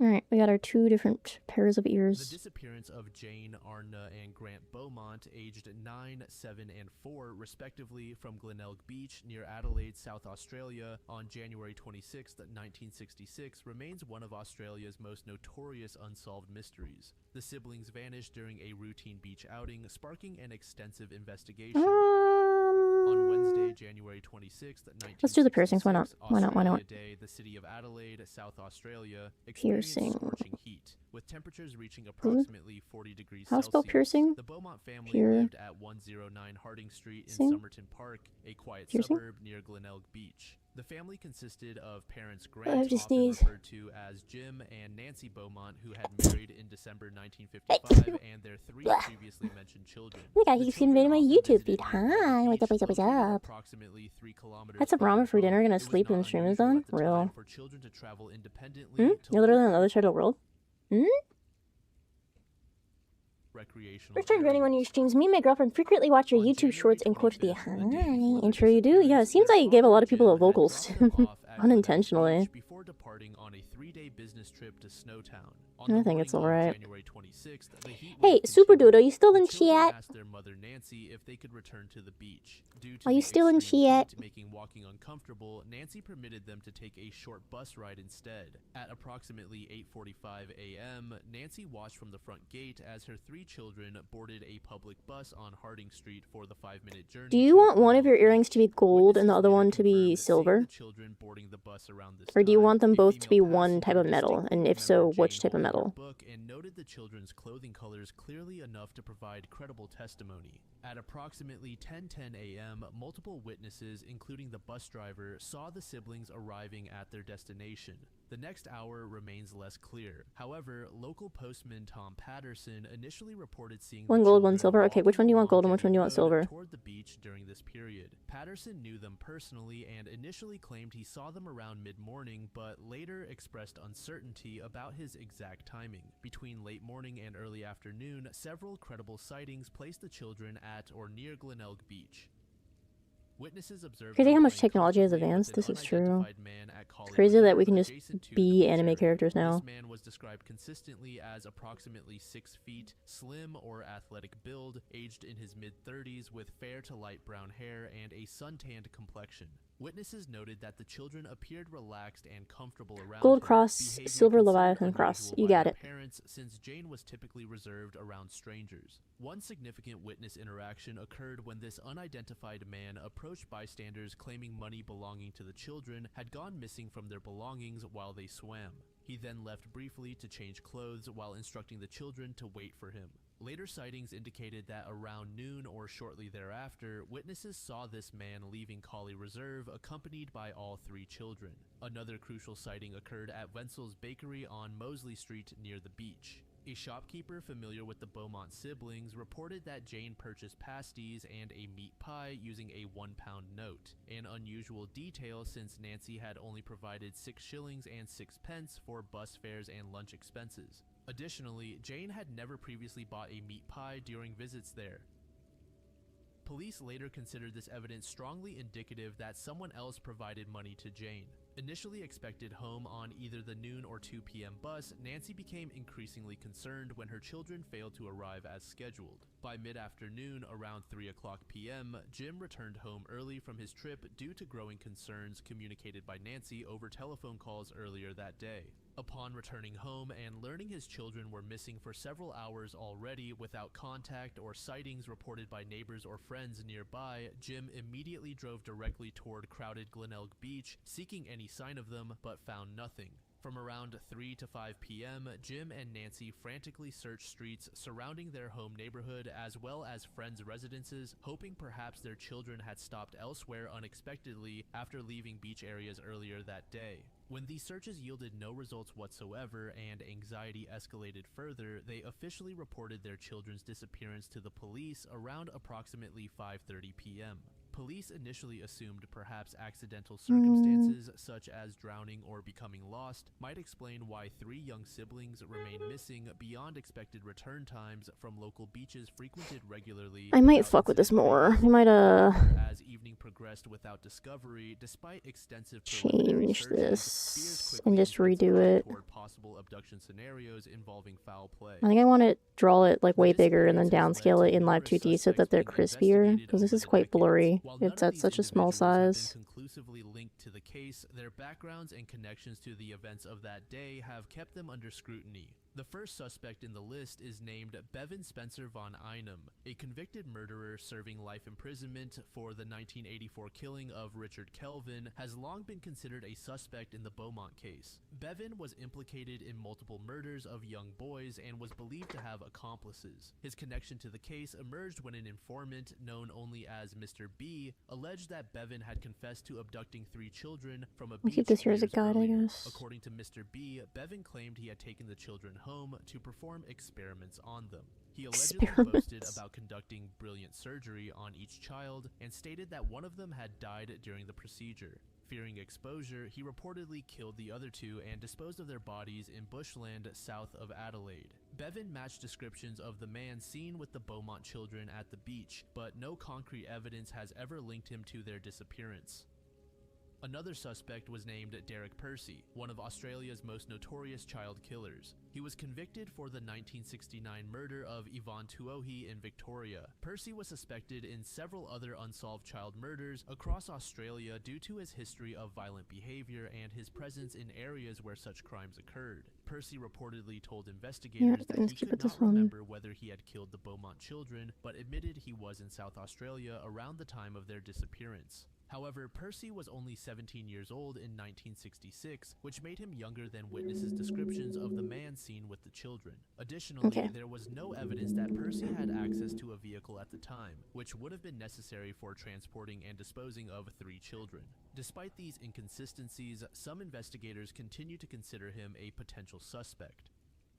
The third suspect was named James Ryan O'Neill. He was another convicted child murderer who has been linked to the Beaumont case. In 1975, O'Neill was sentenced to life imprisonment for murdering a 9-year-old boy in Tasmania. Over time, he reportedly told acquaintances that he was responsible for abducting the Beaumont children. In an interview with former detective Gordon Davey for an ABC documentary titled The Fisherman, O'Neill made ambiguous statements about his involvement. When asked directly if he murdered the Beaumont children, he replied, "On legal advice, I am not going to say where I was or when I was there." Although O'Neill denied ever visiting Adelaide, his work in the opal industry required frequent travel through Coober Pedy, which would have necessitated passing through Adelaide. Despite these claims, South Australian police interviewed O'Neill and ultimately discounted him as a suspect due to lack of evidence. Harry Phipps, a wealthy Adelaide businessman who lived just 300 meters from the beach, became a key suspect after allegations surfaced posthumously about his abusive behavior and possible involvement in child exploitation. Harry bore a strong resemblance to witness descriptions of the man seen with the children and was known for frequently giving out £1 notes, the same denomination Jane used at Wenzel's Bakery on the day they disappeared. Harry's estranged son Hayden later claimed that he saw Jane, Arna, and Grant in his father's yard on January 26, 1966. 2 men also came forward decades later stating that Harry had paid them as teenagers to dig a large hole at his factory site shortly after the disappearance.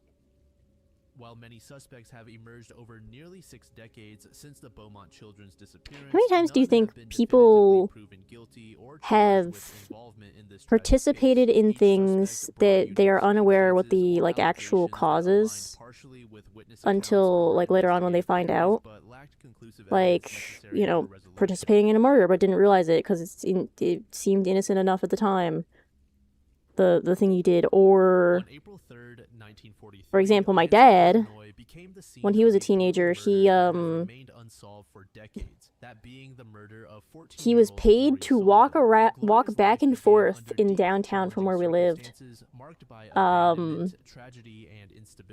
Born in 1929, she was the second of to walk back and forth, and he didn't know why, but they paid him good money too, so he's like, whatever. Turns out it was for a movie. He was an extra in a movie, and he didn't know. Just 4 years old. This act left Viola unable to provide for her children, forcing the family into dire financial straits.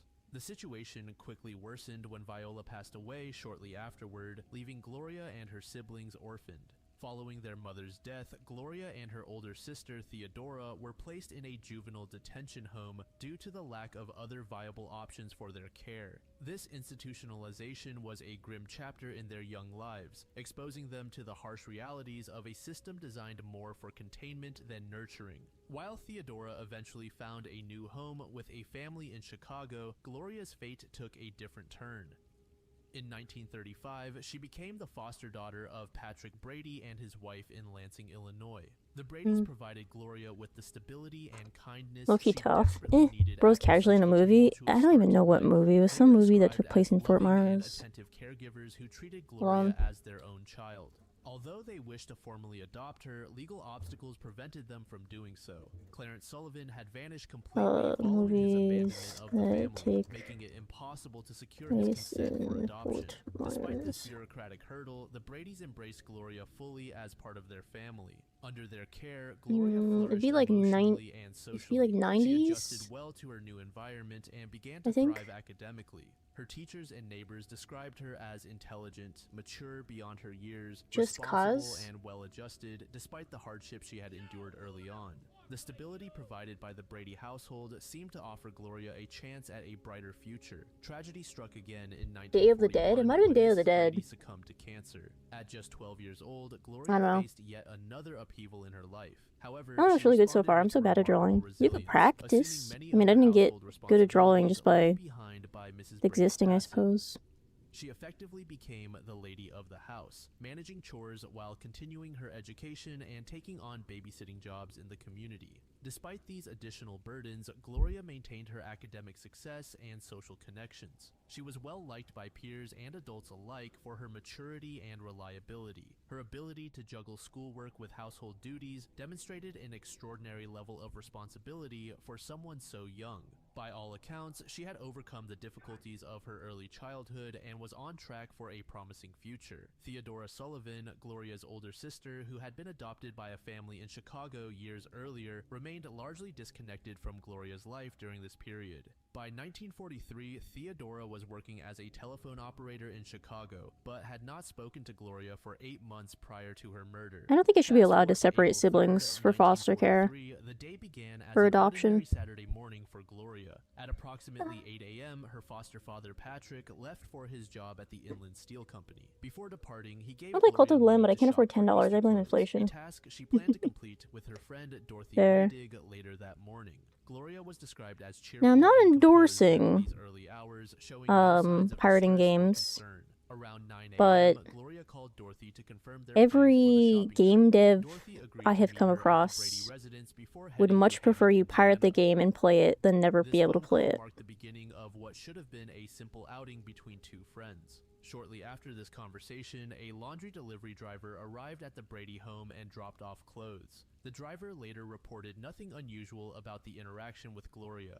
At approximately 9:30 a.m., Viola Tobin, a neighbor of the Bradys, visited the house to retrieve a vacuum cleaner that Gloria had borrowed earlier. Tobin later recalled that Gloria appeared entirely normal during their brief interaction.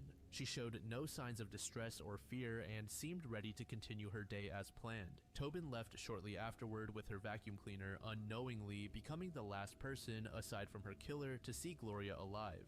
Within less than an hour of her departure, something tragic occurred inside the Brady home. While the exact time of the attack remains uncertain, investigators believe it happened sometime between 9:30 a.m. and 10:20 a.m. At approximately 10:20 a.m., Dorothy arrived at the Brady residence as planned. However, upon reaching the house, she found the front door locked from the inside. She knocked repeatedly but received no response from within. She attempted to peer through the windows but found them tightly covered by curtains, preventing her from seeing inside. Dorothy waited outside for about 5 minutes before deciding to leave. She caught the 10:30 a.m. bus to Hammond alone and continued with her shopping trip without Gloria. I think I want to duplicate this side of revealed the an important shadows. detail. She did not hear any radio playing during her time outside the house, a fact that would later contrast sharply with Patrick Brady's account upon his return home that evening. After Dorothy's departure, no further activity was reported at the residence until Patrick returned home from work at approximately 5:15 p.m. When Patrick arrived home, he immediately noticed something unusual. Loud music was playing from inside the house. This detail stood out because Dorothy had explicitly stated there was no radio noise when she visited earlier in the day. The discrepancy suggested that someone, likely Gloria's killer, had turned on the radio after Dorothy left. Patrick entered through an unlocked front door and made his way into the kitchen, where he discovered a horrifying scene. Gloria lay dead on the floor, her body ravaged by multiple stab wounds. She had been stabbed 20 times in her chest, back, and throat with knives taken directly from their kitchen. Defensive wounds on her arms indicated she had Knife taken from the kitchen against her attacker. The brutality defensive of the crime wounds, shocked investigators and knew her residents schedule alike. because she was home Despite alone. extensive efforts to reconstruct Stabbing's a very Gloria's personal final thing. hours and identify her killer, Stabbed her many in the chest, so they were aspects of looking at her this timeline face. This remain seems very shrouded in personal. mystery. The initial investigation revealed several puzzling clues at the crime scene. Despite the ferocity of the attack, there were no signs of sexual assault or robbery. Gloria was fully dressed and nothing appeared to be missing from the house. A sum of $200 in cash remained untouched in a kitchen cabinet, which further ruled out theft as a motive. The house itself was in its usual state of order, with no signs of forced entry or disruption beyond what occurred during the struggle. In the bathroom adjacent to the kitchen, investigators discovered critical forensic evidence that suggested additional activity by the killer after the murder. A bloody palm print was found on the wash basin along with a bloody fingerprint on the wall.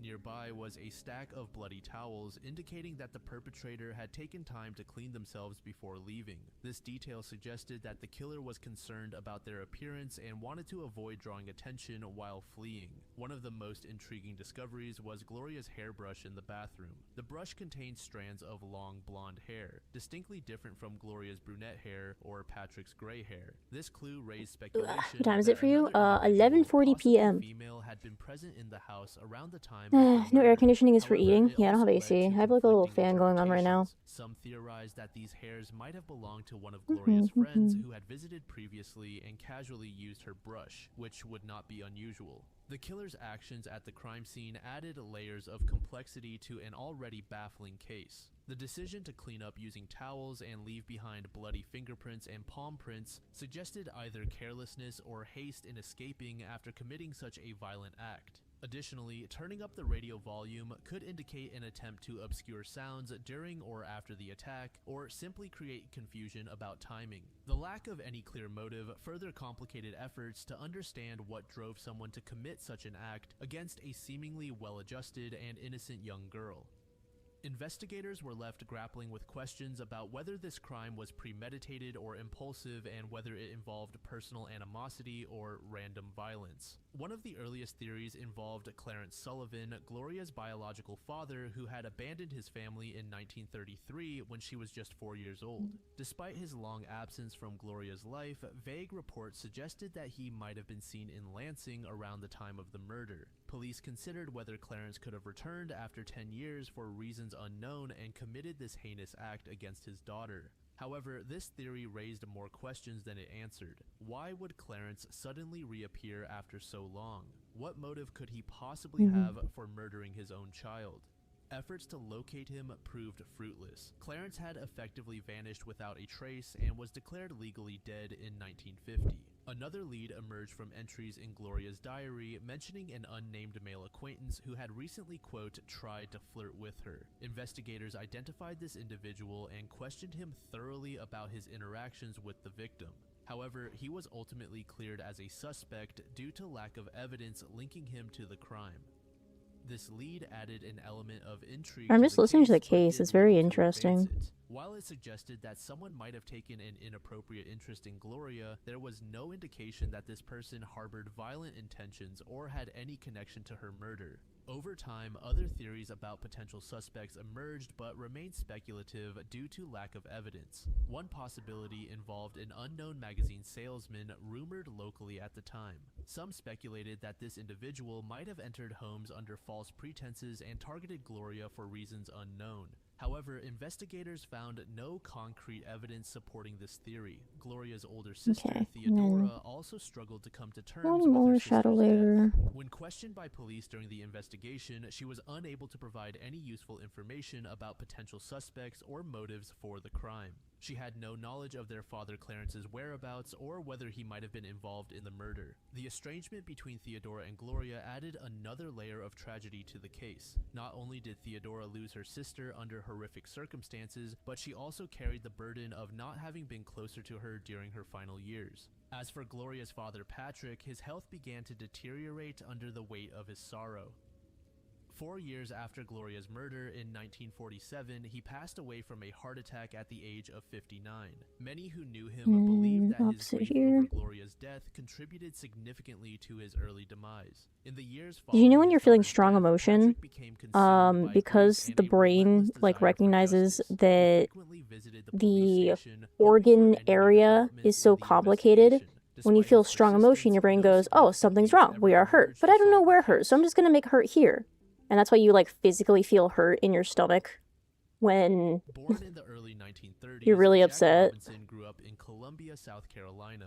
He was a military veteran, civil servant, and Can you give me devoted money so I can father. donate to you? Over the course No. of his 65 years, Jack earned the respect of those around him through his commitment to helping others and his steadfast I want- character. His life of service began with his enlistment in the United States Air Force, where he served for 25 years, including a tour in Vietnam.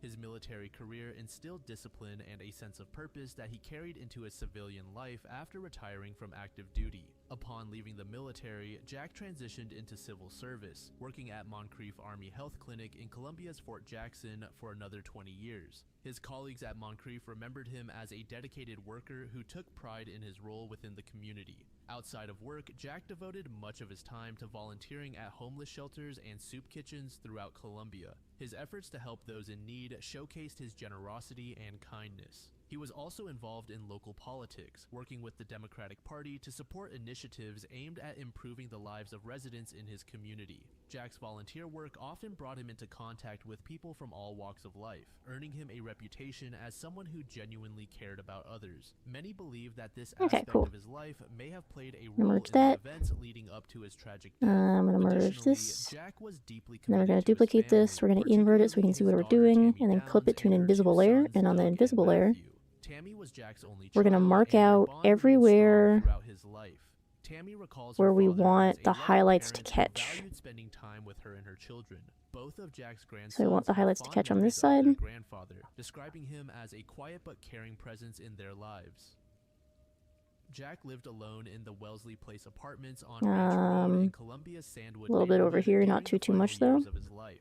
While They he are preferred friends. A little bit solitude right at here. home, he maintained close relationships with his family and a small circle of friends. Those who knew Jack described him as an introverted yet kind-hearted man here. who found joy in simple pleasures. Here. He had a passion for trains and enjoyed learning about their history and mechanics. Fast forward to August 17th, 1996, Jack left his apartment and drove On to the this Rosewood face. Boat Landing. This location along the Congaree And River then at the far west end of Rosewood along Drive the edge was here. a quiet and somewhat secluded area frequented by locals for Again, on this relaxation and face. picnics. Jack's decision to visit this isolated spot that evening remains one of the enduring mysteries of the case. And then He along did the not edge own a here. boat or have any known connections to the You know, area, I'll do a little leaving bit investigators puzzled of about what light brought him there.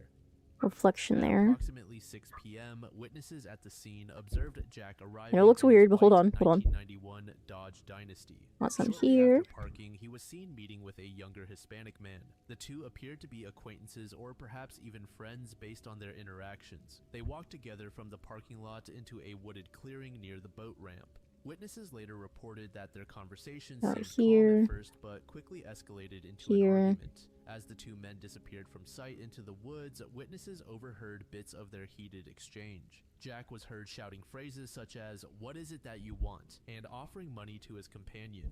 His tone suggested desperation or frustration, as if he were trying to placate the man or resolve some personal dispute. Moments later, a loud scream pierced the air, signaling that something had gone terribly wrong.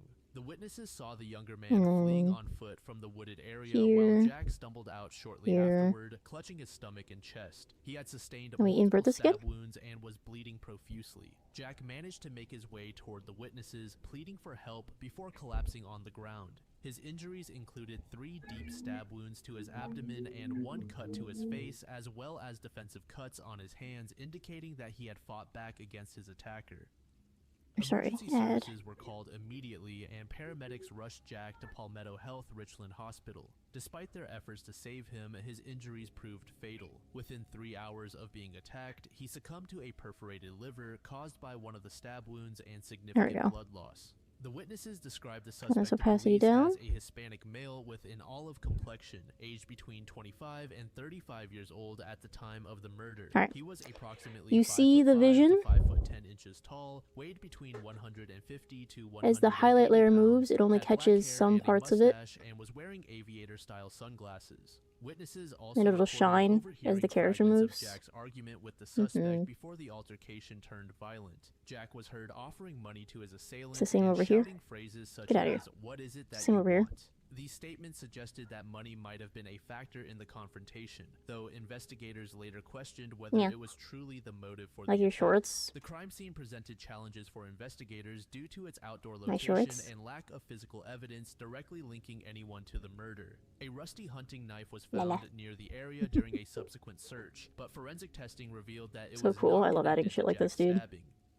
Environmental I see the vision. I'm investigation had schizophrenic. I'm rendered actually any also potential schizophrenic, DNA yes. evidence on the knife unusable. Which Law I've been, enforcement initially focused on I've been living establishing alone whether for Jack had planned to meet over someone half at a year Rosewood now, Boat and I have to go Landing, another or if year his encounter with the for suspect was purely to the end of the year and then coincidental. another year. Investigators scoured Jack's And it phone sucks. records and financial statements, but found no indications that he had made arrangements for a meeting or transaction at this location. His daughter Tammy confirmed that her father was not known to frequent this area and had no apparent reason for being there. I This think we lack are of finito. premeditated Today we plans did the led entire investigators face to complete. consider Oh, we two didn't do the inside of the possibilities. mouth. Either Jack Fuck, had I'll have to do that lured tomorrow. there under false pretenses, I'll or do that he had tomorrow. encountered How are you someone today? he I'm knew hungry, that's what I casually am. by chance. So you're Witnesses renewing your believe that lease? I don't Jack and want the to, suspect were but acquaintances based hello, on their why my light turn off? interactions before entering the I don't Bay want Area. to, About a year but after Jack's murder, I investigators explored don't know potential if I'll be able connections to afford between his living case and somewhere another double else. homicide involving Kimberly Brown, a former colleague of Jack, and her 3-year-old niece. I don't know if I'll be able to afford Their living bodies somewhere were else. discovered near And another boat ramp off Highway 601 in South Carolina. Bloodhounds used during Here, Jack's investigation at least I know tracked a it's scent from Rosewood Boat Landing stable, to a so I can spend business like later another year associated saving with Max to Newton, who confessed to move and live Kimberly's somewhere murder. else. Initially, detectives believed Max might also be I responsible have knocked. for Can we Jack's stream death together? due to No. circumstantial evidence linking him to both locations. But no. However, significant discrepancies emerged, such as the fact that Max was African American, while Probably the survived. suspect in Jack's case was described as More people on Hispanic. Twitch than YouTube? Furthermore, Probably. Kimberly's body was dumped post-mortem, while Jack was killed on site and left What are your at thoughts the on scene. autistic people? I'm autistic. Ultimately, prosecutors did not pursue charges against I don't Max know. for Jack's murder due to insufficient What on me, evidence. Grub? They Stream with informed me. Jack's family I'm that about to while they end. believed Max might be involved, they could not proceed I'm about to without end, physical Boogie. evidence tying him directly to the crime. While Alright, let's theories see here. are rampant, from personal vendettas to chance encounters, the truth remains elusive after about 3 I'm decades. about to raid out and end. Yeah. I would like to make dinner, and I did what I wanted to do today. I finished the head, or not the entire head, but the face. So we're gonna find someone to raid. If you're a new renter and you do not know how it works, you automatically get 250 channel points just by transferring over the raid.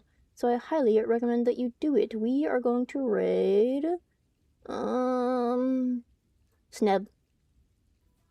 We're gonna go right into Sneb. Sneb has been streaming for 48 minutes. Yeah, we're gonna raid into Sneb. Sorry, YouTube chat. You can't raid into Twitch streams with YouTube, but you can go manually raid into Snap if you want. Have fun over there. La la, la la.